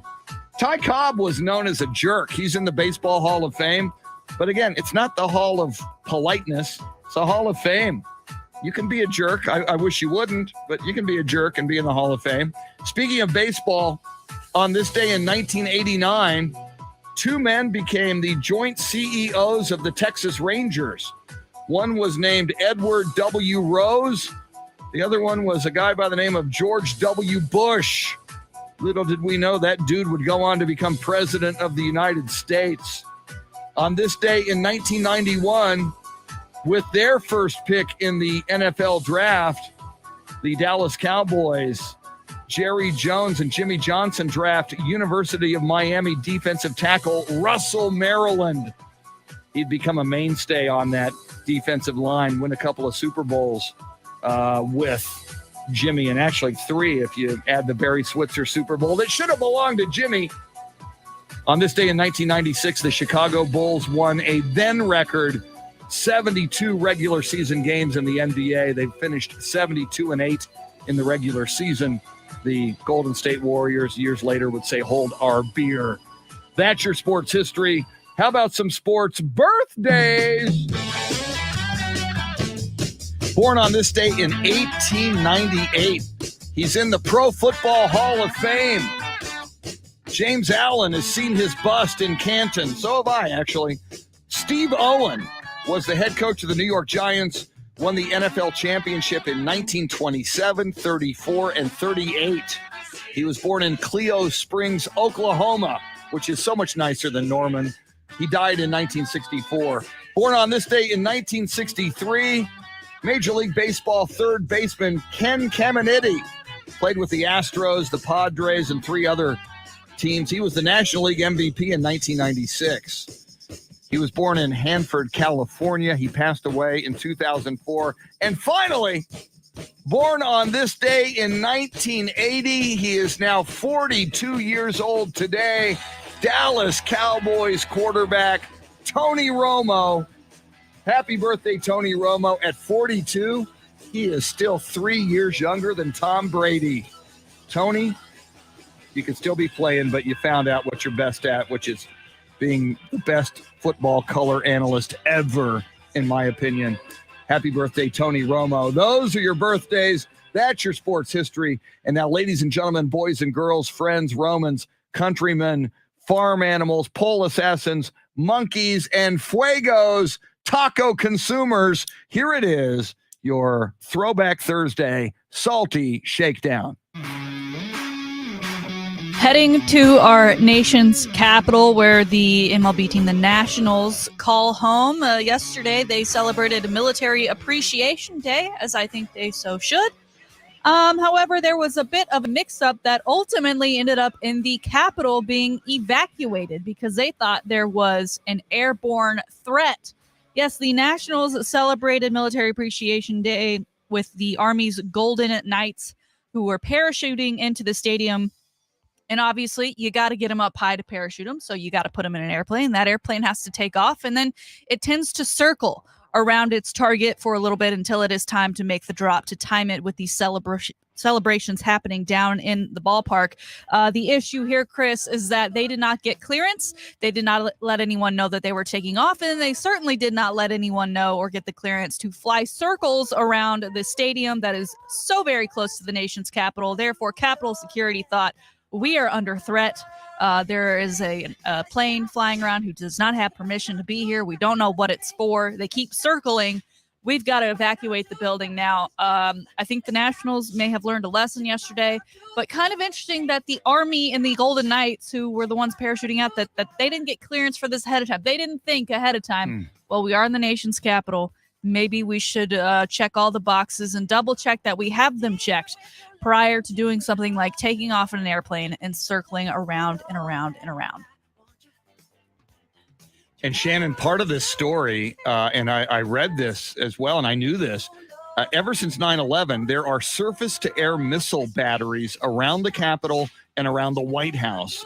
And you're right, and the Congress wants an investigation. I saw Nancy Pelosi talking about this. This could have gone so bad if somebody would have got real scared manning one of those, because apparently the airplane wasn't marked as a military plane. Somebody could have given the order to fire a surface-to-air missile to take out this plane. Can you imagine? It would have had Army Golden Knight parachutists, the team, and Army soldiers on that plane. It would have been a national disaster. Crazy story involving the Washington Nationals yesterday. That one blew my mind. Wild, and I would think that someone's going to get fired out of this situation, but we don't know that for sure yet. But someone who was fired in the sports world is 68-year-old former Zamboni driver Al, who worked for the Detroit Red Wings organization.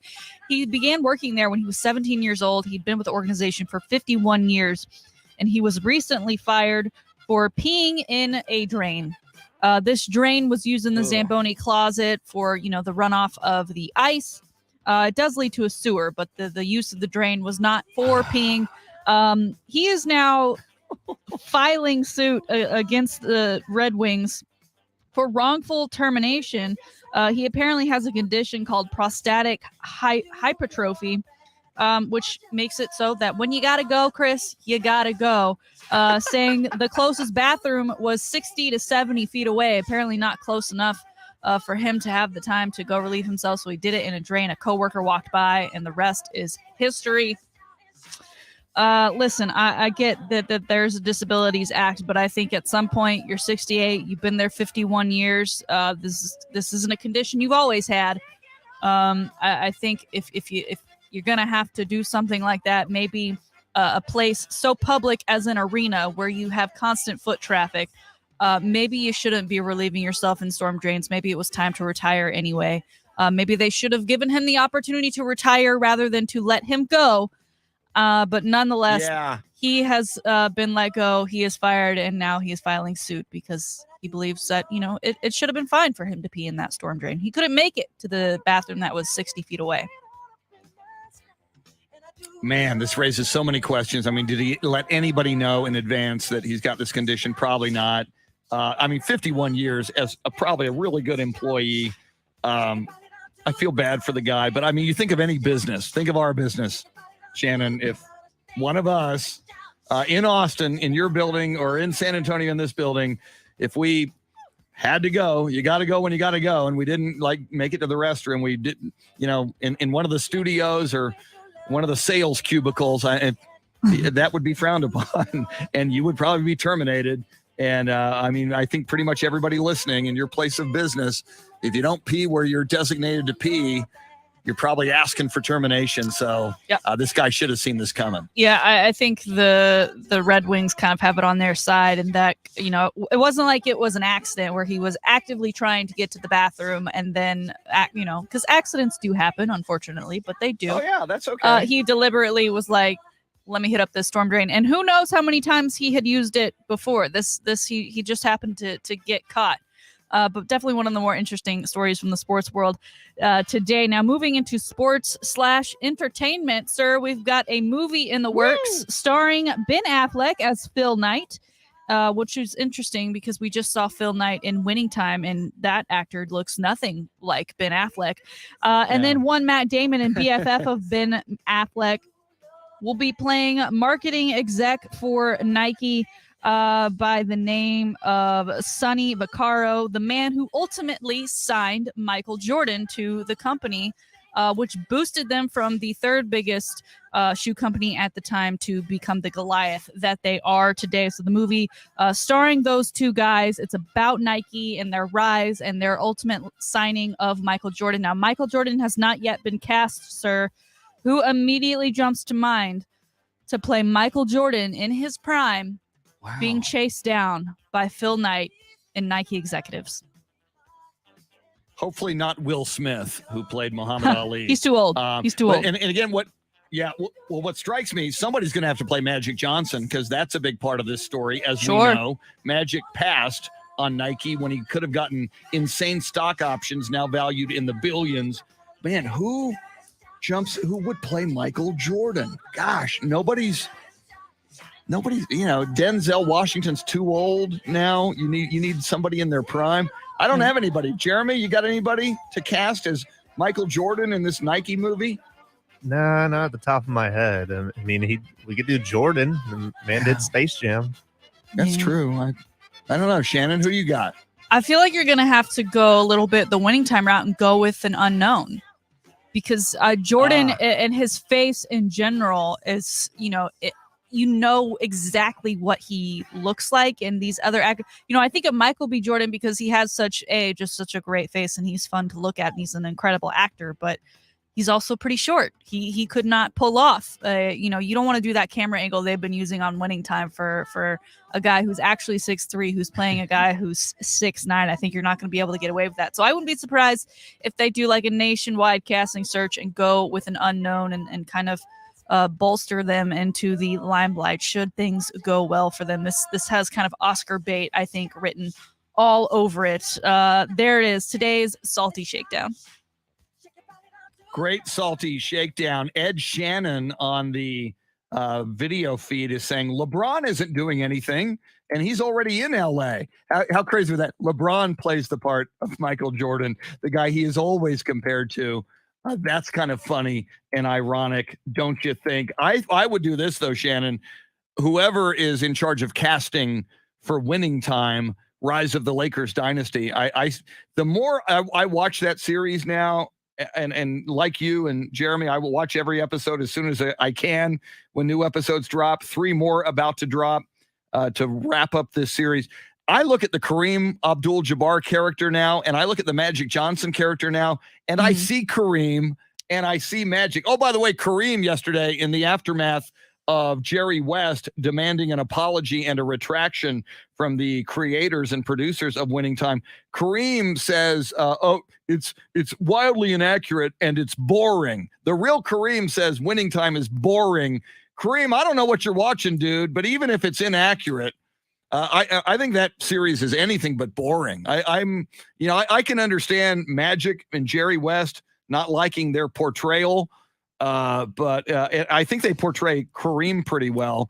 But and Kareem's always been outspoken, but boring. Come on, Kareem. Yeah, I'd like to know what Kareem thinks is exciting. This Michael movie, when we're thinking of someone to cast, and we just had Jackie Robinson Day last week.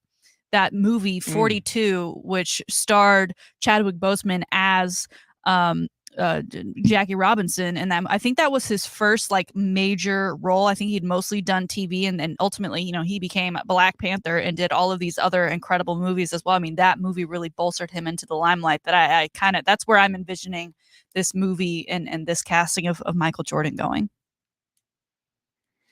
And I wonder, just you think about it, the 10-part documentary, The Last Dance, was huge. People loved it. Ratings were through the roof. Winning Time now, ratings are going through the roof. It's renewed for another season. And of course, it tells that Nike story in an episode where Magic Johnson passed on it. I would imagine, and this probably would have been a successful movie anyway. Nike is a big brand, and it's a big, great American success story that does involve Michael Jordan. But I would imagine the success of The Last Dance plus the success of Winning Time is going to fuel even more fans for this movie whenever it comes out, because we kind of have even more of a knowledge of where this story goes. Yeah. Well, and it seems like as far as rights and such are concerned, I feel like Nike has a little bit more at stake as far as how this story gets told. But you have to figure Michael Jordan, with how heavy of a hand he played in that 10-part docuseries of what he kept and what he took out, that he'll want to at least get in his 2 cents for this as well. Yeah, you better not go Jerry West on Michael Jordan. If you don't portray Michael the way he wants to be portrayed, that dude really holds grudges. And I did see Ramona Shelburne, who wrote the Jerry West story yesterday. I saw her on TV yesterday saying, keep in mind that right now Jerry West just wants a retraction and an apology. It's not a lawsuit yet, which is interesting. And we'll talk more about it as it develops moving forward. But it looks like Jerry West just wants some satisfaction, just wants his name cleared. He thinks he was wildly misportrayed in Winning Time, but it's still very entertaining. I would say that. All right. Coming up, give me some more Prince on this sad anniversary of his death. Thank you, Jeremy Kolok. Coming up, James Allen of the Fuegos, Monster Veggie Taco. Oh, yeah, he's also on the board of the Pro Football Hall of Fame. Andy Everett also in the 8 o'clock hour. It's going to be a pretty big hour. Hang out with us. We're going to have some fun. You're listening to The Chris Duel Show.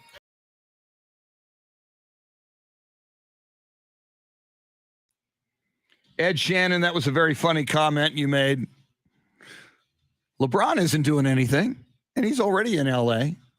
Michelle Johnson from Marysville, Kansas, welcome. Jorge, yeah, we talked about a little earlier, we talked about the game. Awesome game last night. San Antonio FC beat Austin FC. SA needs more professional sports teams. Totally agree, Jorge, and please give us some American football, for God's sake. Okay, I now need to edit. What do I have to edit next? Oh, I see. Optimal feed. I got these commercials I had to record earlier today, and they're due today. So they're recorded. I just have to edit them. There it is.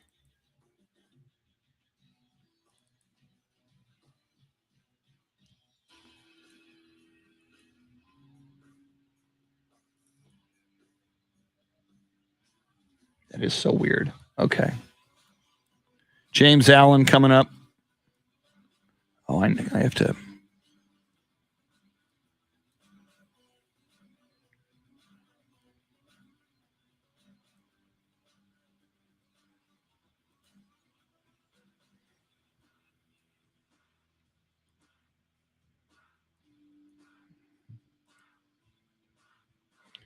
See how this one sounds.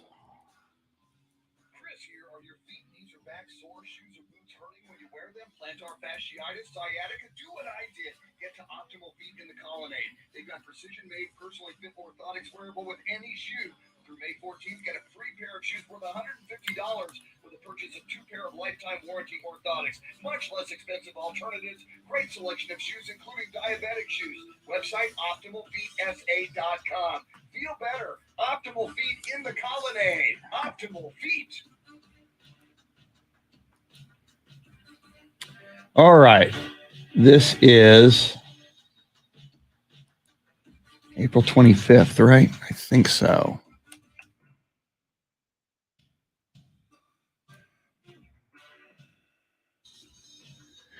James Allen of the Pro Football Hall of Fame. All things football coming up. Always entertaining, always insightful, always compelling, very good guy. And how many people do you know that have a taco named after them at a taco chain? James Allen.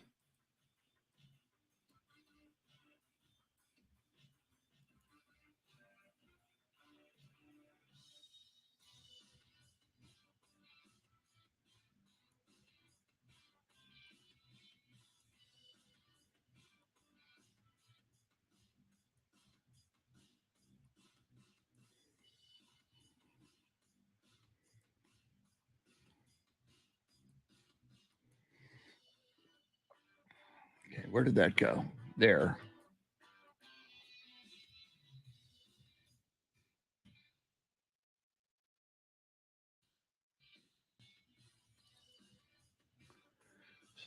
Third.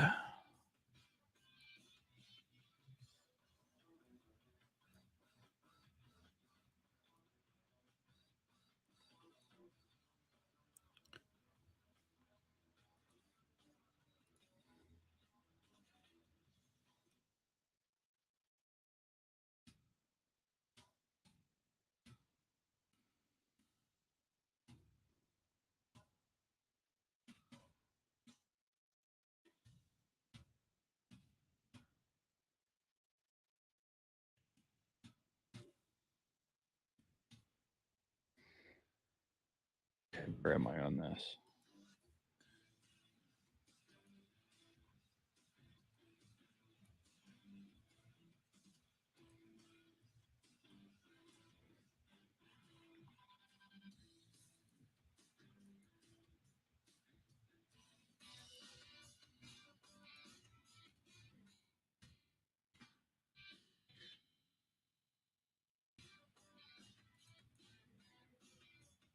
Top of the hour, 8 o'clock ish.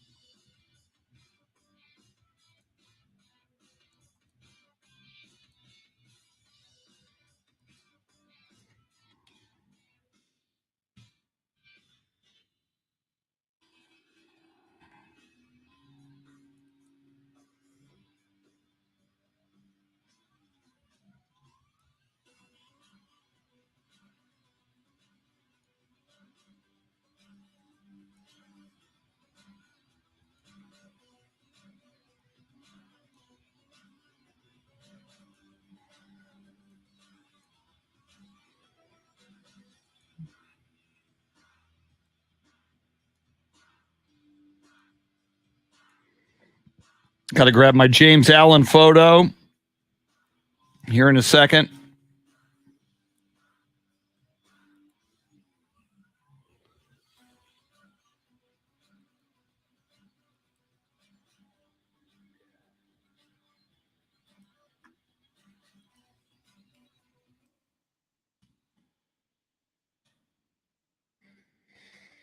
All right, there's that.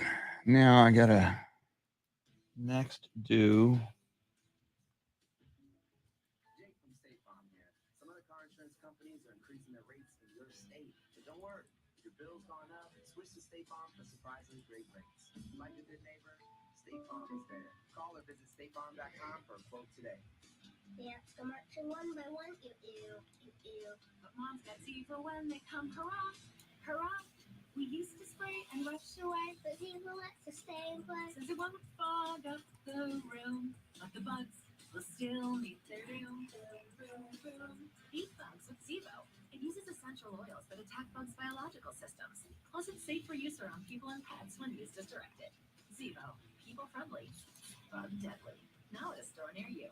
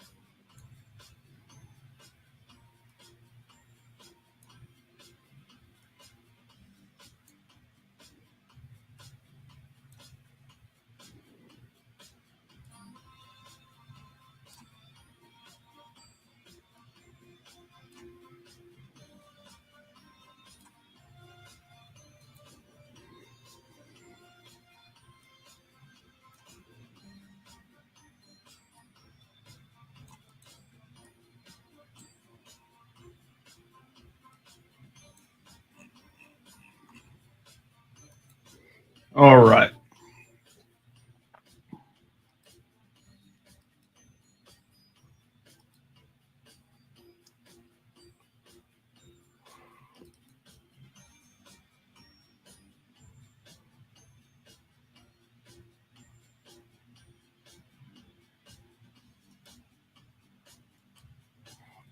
April May 1st.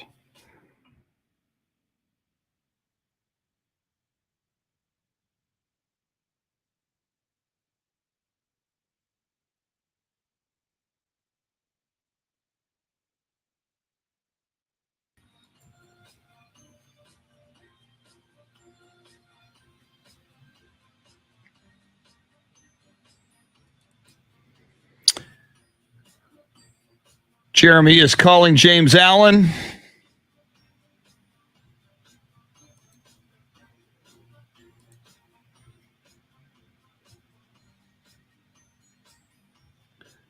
me find my James Allen photo, which is suitable for framing.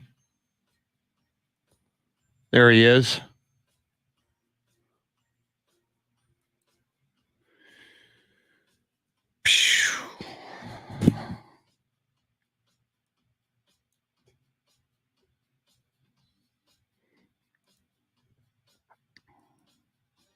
Here we come. Woo! Woo! Woo, woo. Gonna mute for a moment for our evil Facebook overlords. Here we come.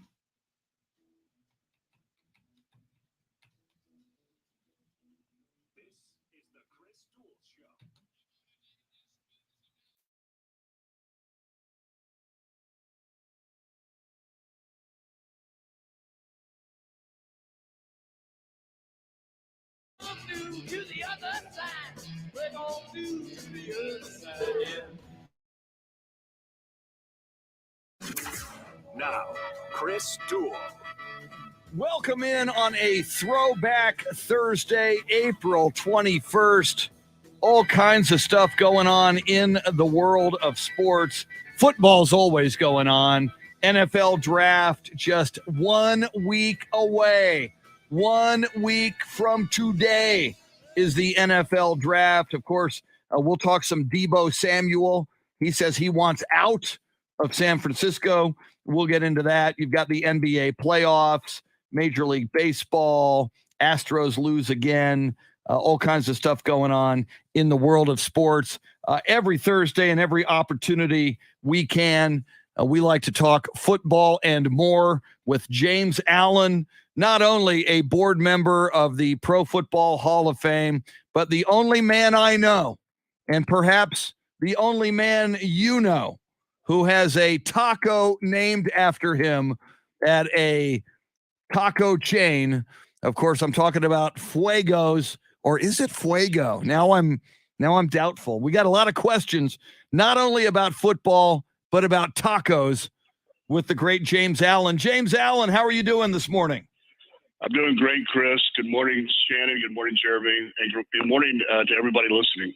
I'm going to turn it over to Shannon here, James, because she is about to make a pilgrimage into enemy territory.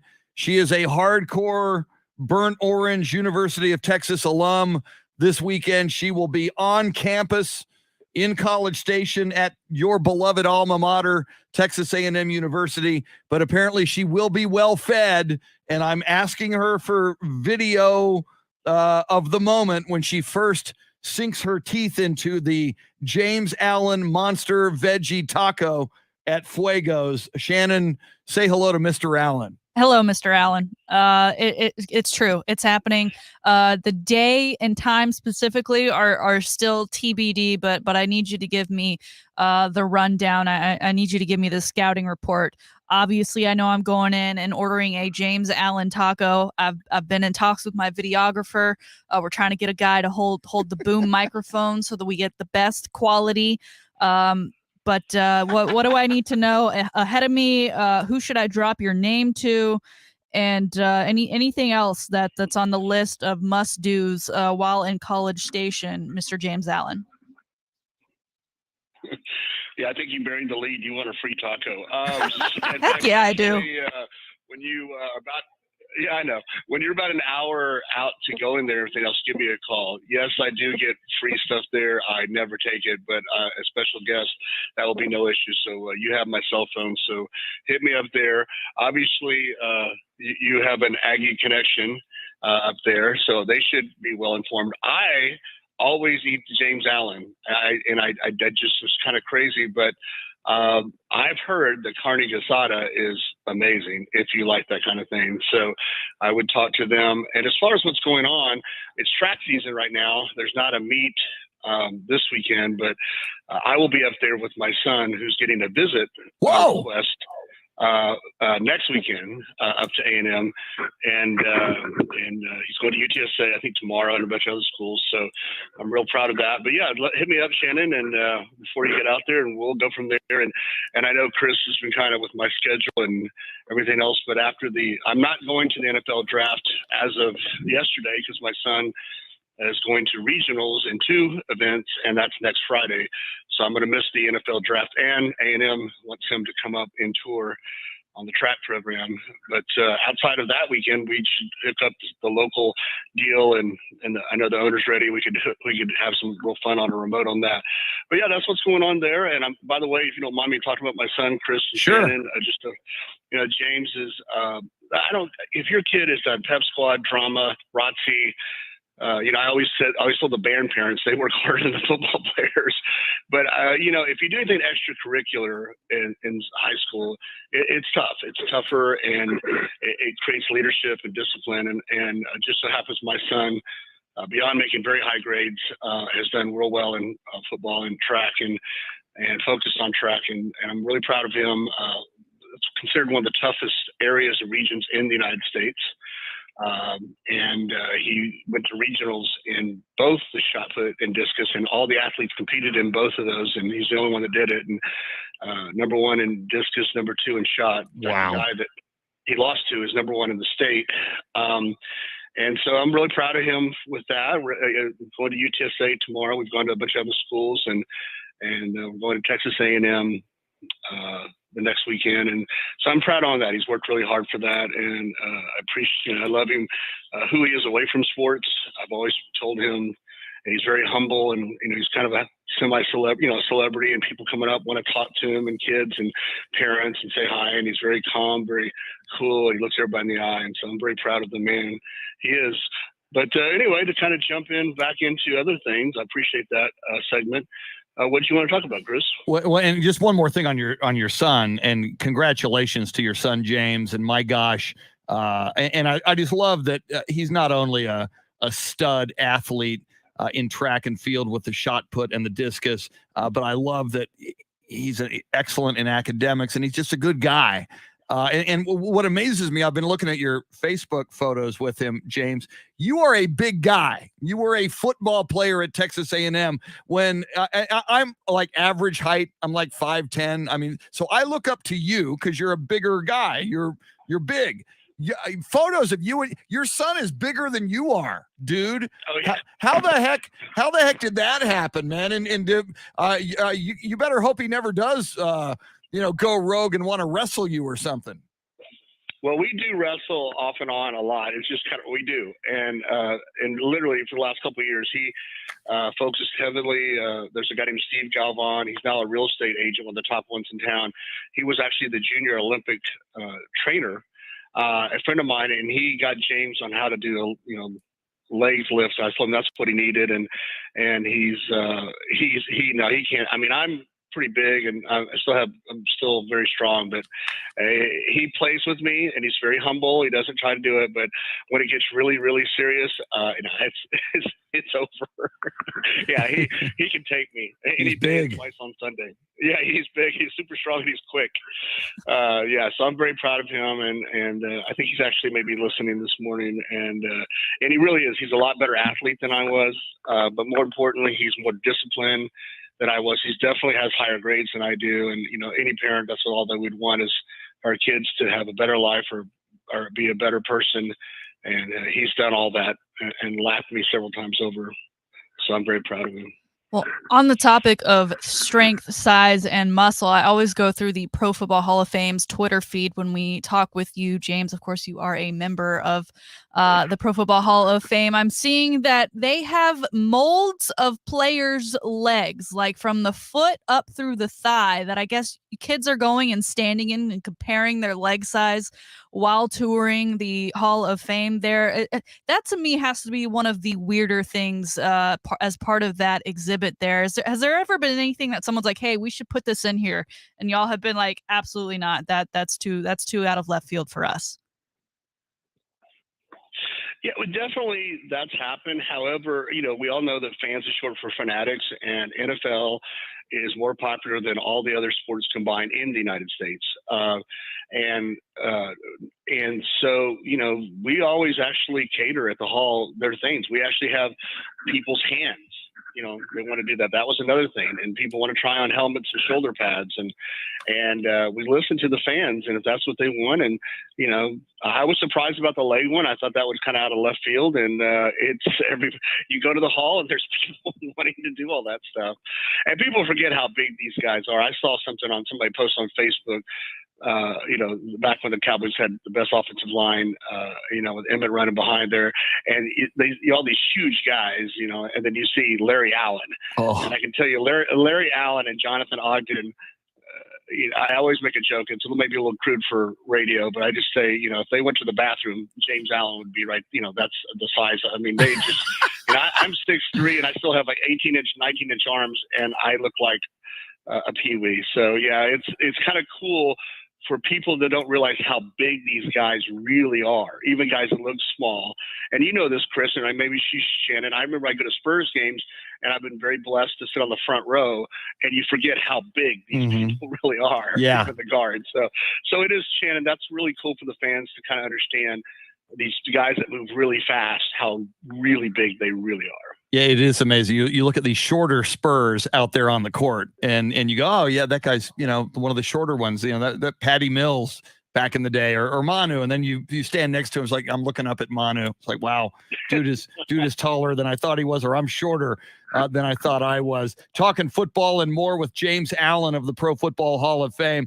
Shannon and I, James, talked about it earlier, and you mentioned the popularity of football. Football is king in this country. It is the ratings behemoth. We can't get enough football.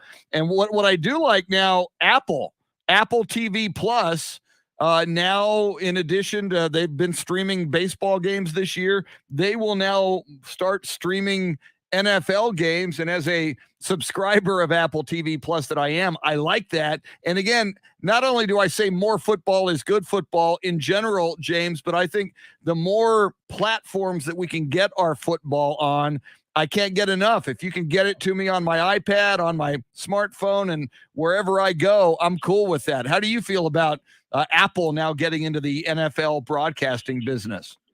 Well, they're trying. They're on the front doorstep. The NFL, they made a phenomenal proposal to the guys into the Commissioner Goodell. The Commissioner Goodell has thought about doing their own thing, so they haven't made a decision. But Apple definitely has shown with its other sports, and obviously the deal could net the NFL around $2.5 billion annually, so that's got everybody's attention.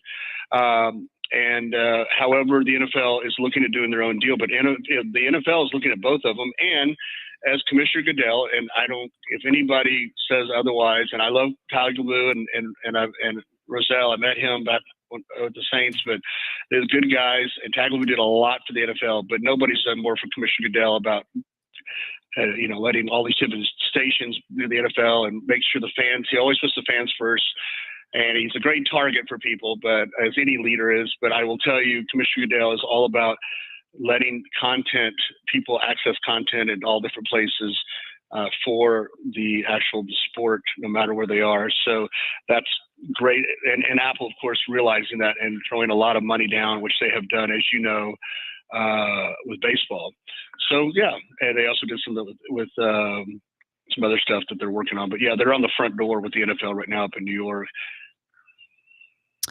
James, Chris and I discussed it a little earlier today and kind of decided who would be willing to give up on the Dallas Cowboys, or what moves we might be willing to make if we were Jerry Jones in order to get Deebo Samuels onto this team. What do you think the chances are that he actually gets to the Cowboys, but then gets what he wants out of the Cowboys, and who might be on the chopping block should it come to that? It's always interesting to me. There's definitely, if you look at more of the underlying trend, the Cowboys, because Jerry does what Jerry does, right? He doesn't follow a pattern, never has. Does it his way. He's the Frank Sinatra of the NFL owners, and he has lots of money, and he can do it. Von Miller, Bobby Wagner, Ladarius, St. Marius Smith, even Trevor. His brother, Stephon Diggs, and they not use, but they definitely throw the Cowboys out there, and it gets people to write checks and keep them there. I mean, even Trevor, saying, my brother's coming to play with you, Stephon Diggs. So I don't see that happening due to Jerry has spent way more money than he should have on his running back, way more money than he could have done with Dak if he'd have solidified contracts years ago. There is the cap space. He's had to had to shift to the defensive side of the ball. I just don't think it's there. But the 49ers definitely, Hall of Famer John Lynch has done a great job. He took that, he was offered like 3 times more money than he makes. Instead of being in the broadcast booth, he wanted to be the general manager. Mrs. York, the owner, one of the things they're facing is they have no first round picks this year or next year. And so Deebo would bring a lot of that to the table. I mean, look what, as they say in Ohio, the Browns are the Browns. I mean, what the Browns did for their new quarterback, allegedly new quarterback, was crazy. But right now, people are getting crazy deals. So I don't see the Cowboys in that mix due to cap space and what the 49ers are going to require. But obviously, the Chiefs have the room. Of course, I don't know if Deebo would want to go to the Jets or the Lions. The Packers have some opportunities there, and so do the Saints, which is where I would be leaning, because you have to, it's not just cap space and you can pay penalties, which Jerry's always willing to do. It's how many the 49ers are looking at building their team. And without over pontificating this, remember, they don't have any first round picks in this draft pick nor next year. And Deebo would definitely bring a lot of that to the table. Yeah, it's going to be interesting to see how this plays out. Is this just posturing? We saw Kyler Murray scrub his social media of all things Arizona Cardinals when he wanted more money and an earlier contract. There was a tweet that Deebo Samuel deleted after he posted it, and the tweet said, 3 people know the truth: myself, my agent, and the 49ers. I don't know if that is foreboding and suggesting something else might be going on behind the scenes. But James, I wonder, when Tyreek Hill wanted to get paid and when the Miami Dolphins wanted to throw a lot of money at him, and they did, and, quarterbacks forever and continuing to have been paid a ton of money as the marquee players that they are on NFL rosters. But now, as it's become a passing first league in the last several years, it seems like Tyreek Hill has reset the market. And I wonder if what we're seeing with Deebo Samuel, you might even see with CD Lamb, if he has a great year next year. He's still playing under a rookie contract for the Cowboys. These wide receivers in the NFL who believe they are elite wide receivers are going to want to get Tyreek Hill money. It's like, give me a lot more money because I saw what Tyreek Hill got, and I want some of that. Do you think this is going to become a trend among wide receivers in the NFL? It's already started. I agree with you. It already is starting, and it's going to go forward. It's going to go nothing but up.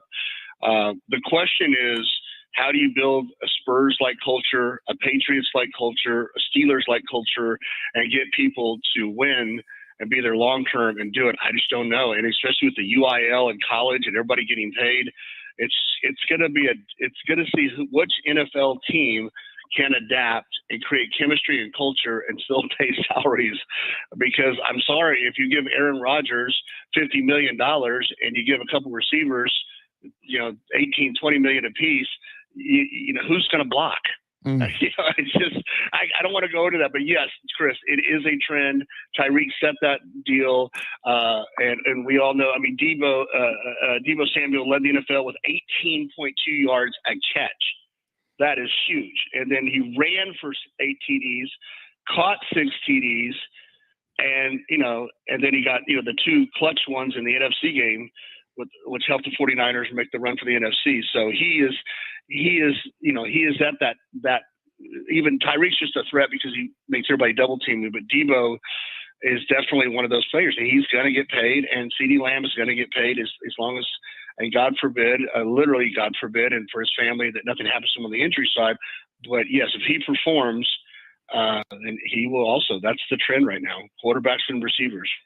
James Allen of the Pro Football Hall of Fame, and more impressively, has a taco named after himself at Fuego's new location near UTSA in San Antonio, but of course the original in his beloved College Station. And James, on the way out here, I'm seeing on our live video feed, Jesse Bratton says, James Allen, a beautiful tribute to your son, earlier in the segment, which I would agree with that. And kudos to his son, James Allen, the track and field star. James Allen, it's going to be a great weekend. Shannon, Salty, Sweeney at Fuego's. We're hoping for great video and an honest moment when she takes that first bite of the Fuego's James Allen Monster Veggie Taco. The video doesn't lie. We'll see the look on her face. Is it delicious? Is it earth-shaking? Will it change her life forever, or is it meh? And I got to feel you order it every time, James. I got to believe it's very good. It is, and thank you, Jesse, for that. I actually kind of got misty-eyed, so thanks for the shout-out for my son. Yeah, we'll see what happens. And also, just real quick, the NBC picked up the broadcast for the Hall of Fame game, which I'm excited about. With the Jacksonville Jaguars, because Tony Baselli's getting in, and Cliff Branch for the Raiders. So I'm excited. The Raiders, and they're getting in, so I'm excited about that. Shout out to my mom and dad. My dad keeps fighting the fight, and my mom. And shout out to you guys and all the fans. And again, your people are awesome, and the love they show us. And again, fight on, USC, yes. Hook 'em Horns, and Gig 'em Aggies, and UTSA. You guys keep going too here locally. I'm very proud of everybody, and I appreciate it, sir. All right, great stuff as always, James. We will talk to you again next week, man. Thanks for taking the time. Yes, sir. James Allen, Shannon, Salty, Sweeney. Woo! So is it Saturday or Sunday you're expecting the Fuego's moment? It could even be tomorrow. I'm not sure. Wow. We're going to College goodness. Station for a friend's concert. He's got a concert, and the concert is Saturday, and we'll be attending and doing all that. So him and the concert come first, and everything else will fall where it may. Keep your eyes on Shannon's social media at Shannon B. Sweeney on Twitter, on TikTok, on Instagram, and wherever you get your social media. Coming up, he doesn't want to watch any celebrity quarterbacks playing golf. We already talked about that with him on Tuesday.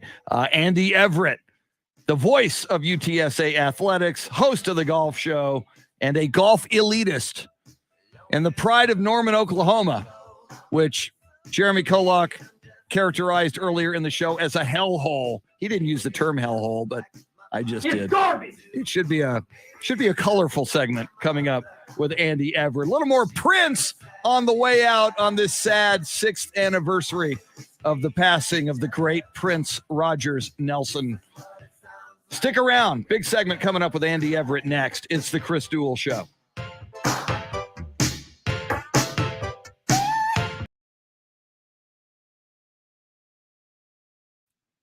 Our thanks to James Allen.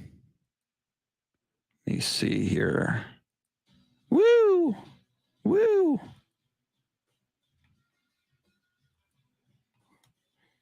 All right. Great stuff, James Allen, as always. Okay, I need to... I got to edit 2 more spots. What is happening?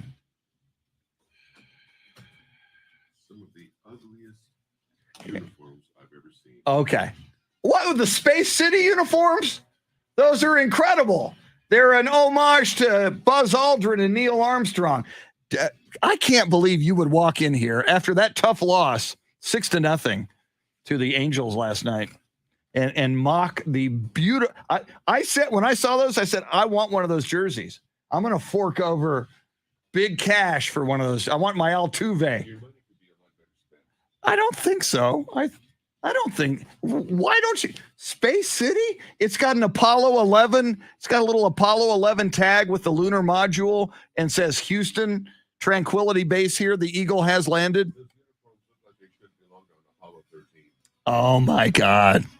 Now you're mocking Apollo 13. I'm going to tweet James Lovell and tell him that, and Tom Hanks, who played him in the movie. I thought some of the Eagles uniforms I ever saw were 2 or 3 years ago with the Arizona Diamondbacks road uniforms. Those really dark gray ones. Yeah. Those are horrible. Yeah. These rival those. I honestly, I kind of like these. Maybe you have something that's a lot better looking, please. All right. We can't all have Yankee pinstripes. Yeah. I think they're kind of cool. Maybe it's the space thing that I'm attracted to, being a space freak. As soon as I saw the little tag with the lunar module on it, which is not really visible, but it's cool. Yeah, you saw it, but it's not visible. Tell me about that. I know. They should have made it visible. They should have definitely had a little lunar module on the side. And they should have had Buzz Aldrin throw out the first pitch. I didn't think so. David Munoz coming in and mocking the new Astros uniforms. I disagree with him. But then again, he's a big Yankees fan, and he doesn't like the Astros, so he is predisposed not to like them.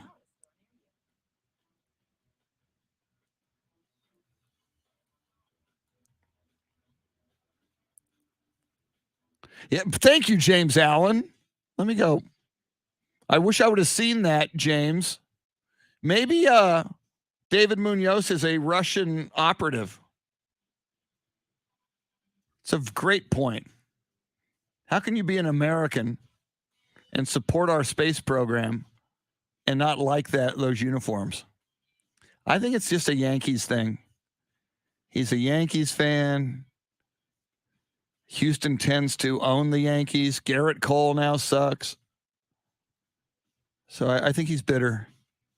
Like these San Antonio FC fans, whom I love, but they're a little bitter. Okay, there's that and there's that. I got one more spot I've got to cut. This is Diamonds Direct. File. Where did that go? There. This is B. Okay. Una más.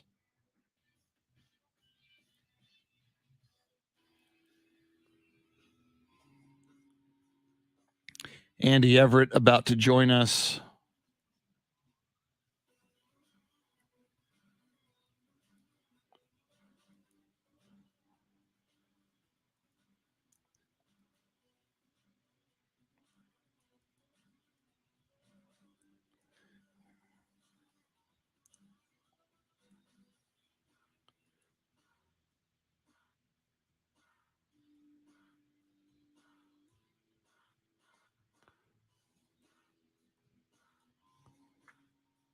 I think I did it.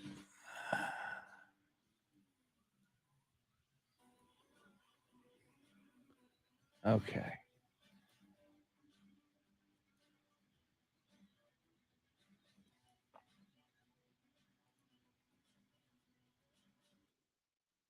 Yeah, James, we will bring that up.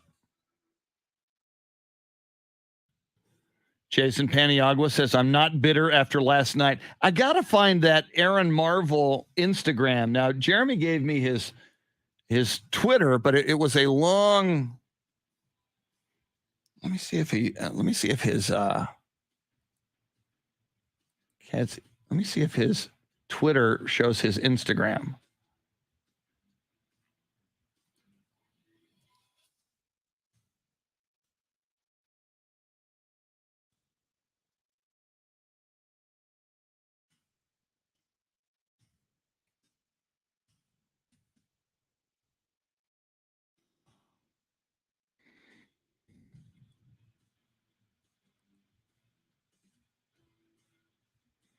CPTN Marv. CPTN Marv.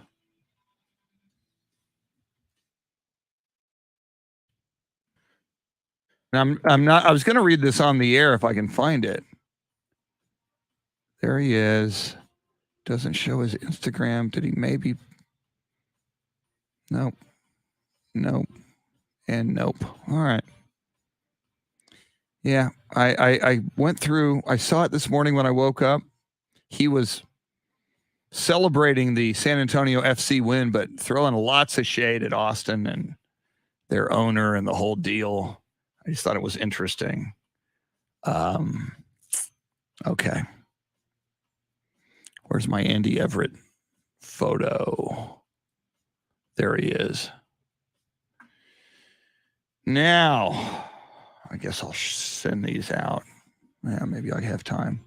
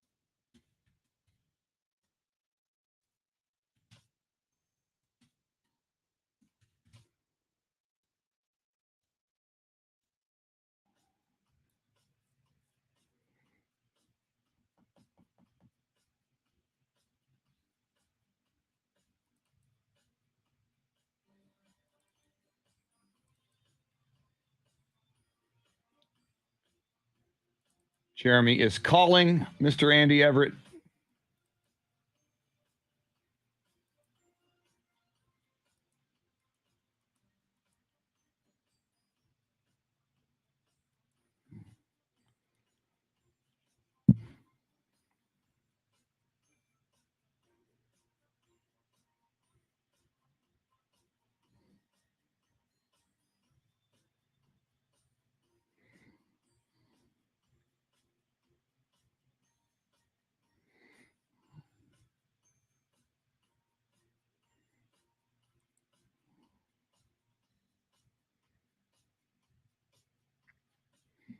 He's there? Okay.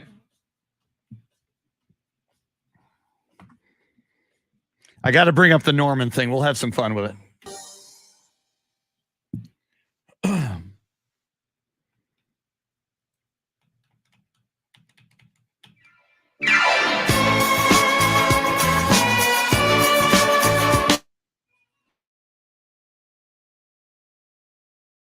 Duel Show with Shannon Salty Sweeney.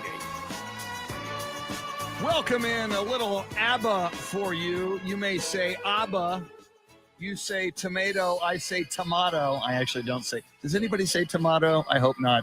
It's the Chris Duel Show with Shannon Salty Sweeney and the man who enjoys his ABBA, as do I, but also Katy Perry. He also enjoys golf, but will not watch Tom Brady, Aaron Rodgers, Patrick Mahomes, or Josh Allen play charity celebrity golf.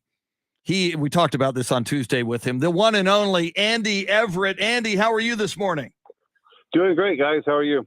Very good. Earlier in the show, Shannon mentioned she's got a trip coming up to College Station, and it reminded me of when I went to USC and I would go to the UCLA campus for whatever the reason. I used to go a couple of times to the Sigma Nu house and party with Rick Neuheisel, who was a Sigma Nu at UCLA. That's a whole nother story that I'll tell again someday. But it's just when you go into enemy territory, a college rival, Shannon, a Longhorn, going to A&M. So it reminded me, Jeremy Kolok, who is the pride of Oklahoma State University. I said, Jeremy, have you ever been to Norman, Oklahoma? You ever been on campus at Norman? And he said, only for sporting events. But he then went on to characterize Norman, Oklahoma in less than glowing terms, Andy's, which I find interesting because you're a big OU guy. Were you inspired by the beauty of the city of Norman, Oklahoma when you were there? Is it a nirvana? Is it idyllic? How would you describe Norman, Oklahoma? Well, 30, 40 years ago when I was there, there was actually a division between Oklahoma City, the community of Moore, and then Norman. Now it's just one big metroplex. I don't think the average person could hit Norman and realize they were not still there when they hit Oklahoma City. So it's another college town. Here's my thought on that. First of all, I think rivalries are great. And without rivalries, sports is less than it is. And that's why I think the Big 12 sometimes needs to be more regionalized. West Virginia is not a rivalry to anyone. Iowa State barely is a rivalry to anyone because the next closest schools to them are the two Kansas schools. It's basically a Texas league now and an Oklahoma league, and will be an Oklahoma State only league once they get there. But, I'm not a big fan of the Eyes of Texas or Texas Fights, but it's their deal. So go with it. And I know Texas fans aren't real thrilled about hearing Boomer Sooners 725 times a game, but hey, that's their deal. So let's go with that. And it doesn't really matter what it is. It depends on what I guess you're going for as well. But I'm not. My brother lives in Stillwater, so I have to go there occasionally to see him. But they're just another college town. Most of the college towns have an indigenous place to go eat. Like Stillwater has Eskimo Joe's, and Norman has about 8 or 10 different places that you'll not find anyplace else. So it's just I don't really care about the towns, and I really don't care about the teams except when they're playing OU. So I just want to get a comment from Jeremy just so that he can, since Jeremy, you were disparaging of Norman. Andy being very conciliatory here. Do you want to walk back your mean comments about Norman, Oklahoma from earlier in the show? I don't think I said anything mean. I didn't mean to be disrespectful. And I appreciate everything Andy said. And there's a beautiful football stadium in Norman, Oklahoma. The Palace on the Prairie. The Palace on the Prairie. Wow. There is. It is that, and it's a lot prettier than when I was there in 1986. So there you go. Well, Andy, so many schools use their college campus as a recruitment tool. And obviously UTSA last year unveiled that monstrous and beautiful new facility for their athletes. I went to UTSA. The year was 2011, so it's been a little bit now. I have to imagine the campus just changed pretty drastically. What else about the UTSA campus is great as far as recruiting is concerned for these athletic programs? Well, that's the number one thing. I think right now that's the alpha, and it might be the omega too. And they're working on a lot of different things. There's a huge fundraising campaign going on right now, and I think they all realize that they're in a race war with so many other schools when it comes to facilities. And there's a lot that need improvement or replacement, and that's the goal over the next, I would guess, 7 to 8 years as they move into Conference USA. I think that the biggest thing that athletes ask you for these days is, when I first started getting into the media business and the broadcast business, it was how often am I on TV? Well, if you're not on TV now, you're on stream somewhere. Every game you can watch. And so now it's what facilities do you have for me? How can you market me to the pros? And the third thing that's reared its ugly head in the last couple of a year or so is the NIL. Are you going to pay me to come to your school? And it's kind of interesting that what SMU is doing now is the same thing that pretty much got them the death penalty 30 years ago. So those are the three things that college students or prospective college students want more than anything else. And obviously that's facilities, a path to the pros, and how much am I getting paid? Andy Everett with us. Andy, you mentioned a path to the pros. We are 1 week away from the NFL draft. And, we've already had some UTSA players get drafted into the NFL. I imagine as that number grows, and we expect it to grow, certainly this year, I think that's got to, enhance the image of the program for young athletes who want to come to UTSA and do something special and go to the NFL.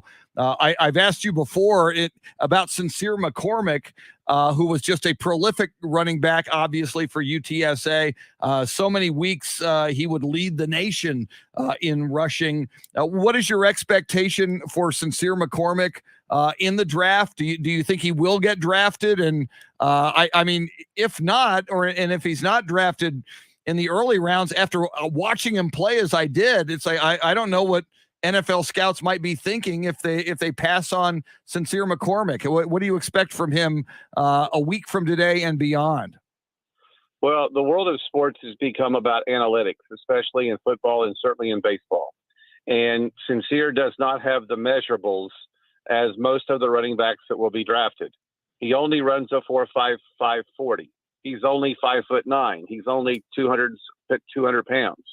And so when you have to justify a pick to an owner, I'm going to pick this guy in the 4th round or this guy in the 6th round, and the owner has never seen Sincere McCormick play, well, that guy better perform or you're fired. That's just the nature of the beast. And so every one of these general managers and consultant with their coaches that are trying to make a pick are hedging their bets usually against a player with those kind of measurables when there's somebody else with other measurables.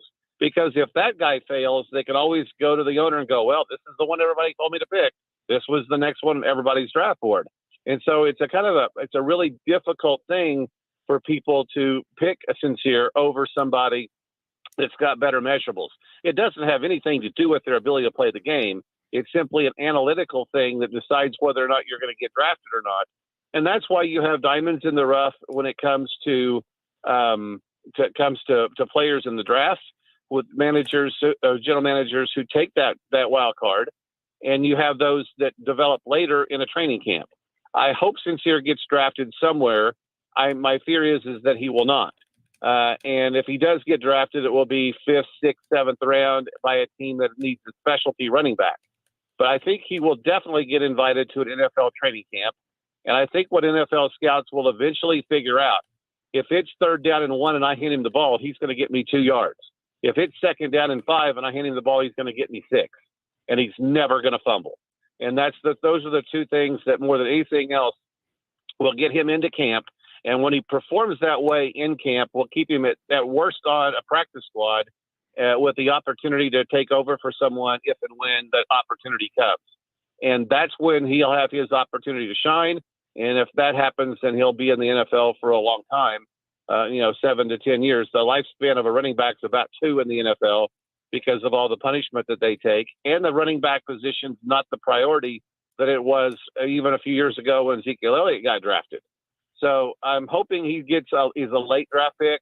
My fear is he will not be, but I do think he'll make an NFL roster or at worst a practice squad player.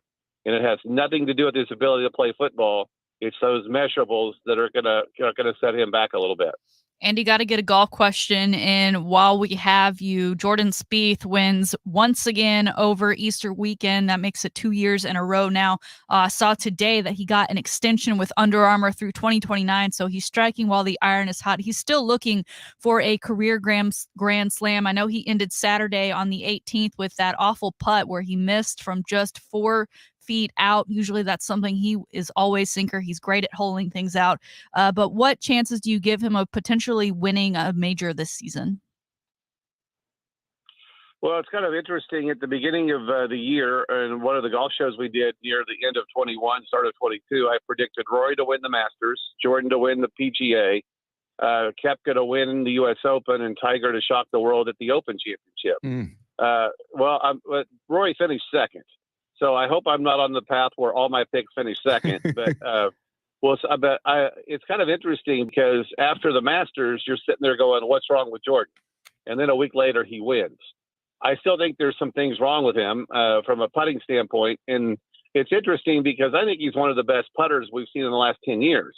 But he has these moments where he looks like he's never touched the putter before and misses doesn't even touch the hole on 4-foot putts.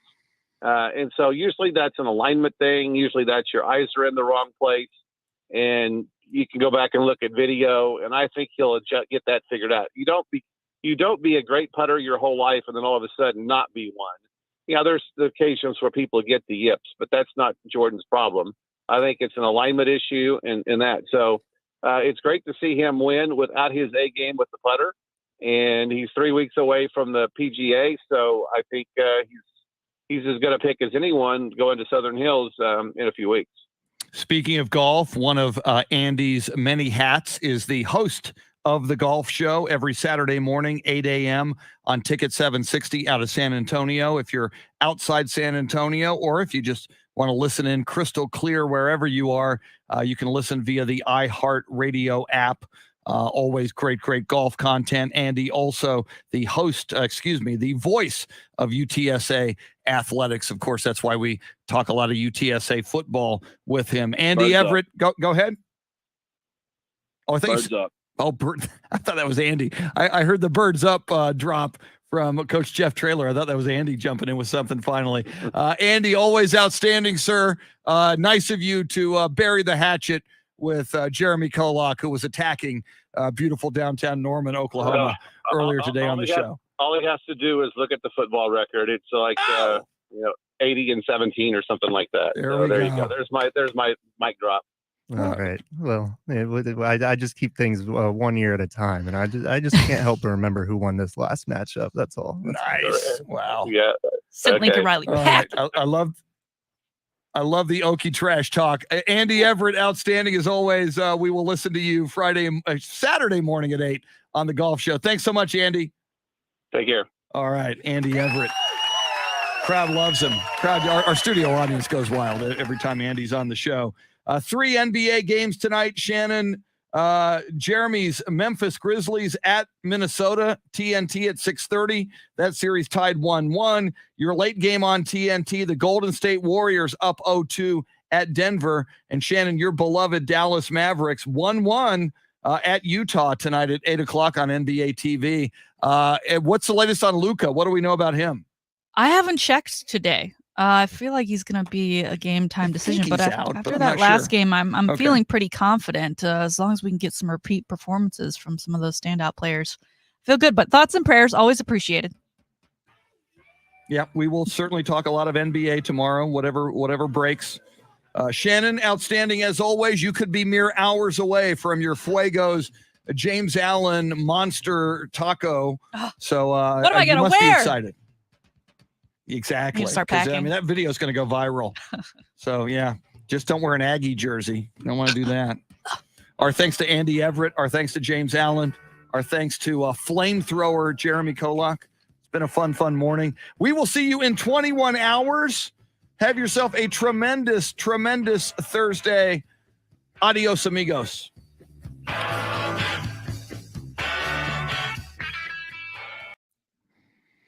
All right, y'all. Thanks to Andy. Thanks to you. You. Thanks to you for hanging out with us. We appreciate it. Louisa, wear burnt orange, Shannon. That is a good idea. Louisa, Pablo, Jesse, anybody else who's still here, much appreciated. We will see you tomorrow. Bye-bye.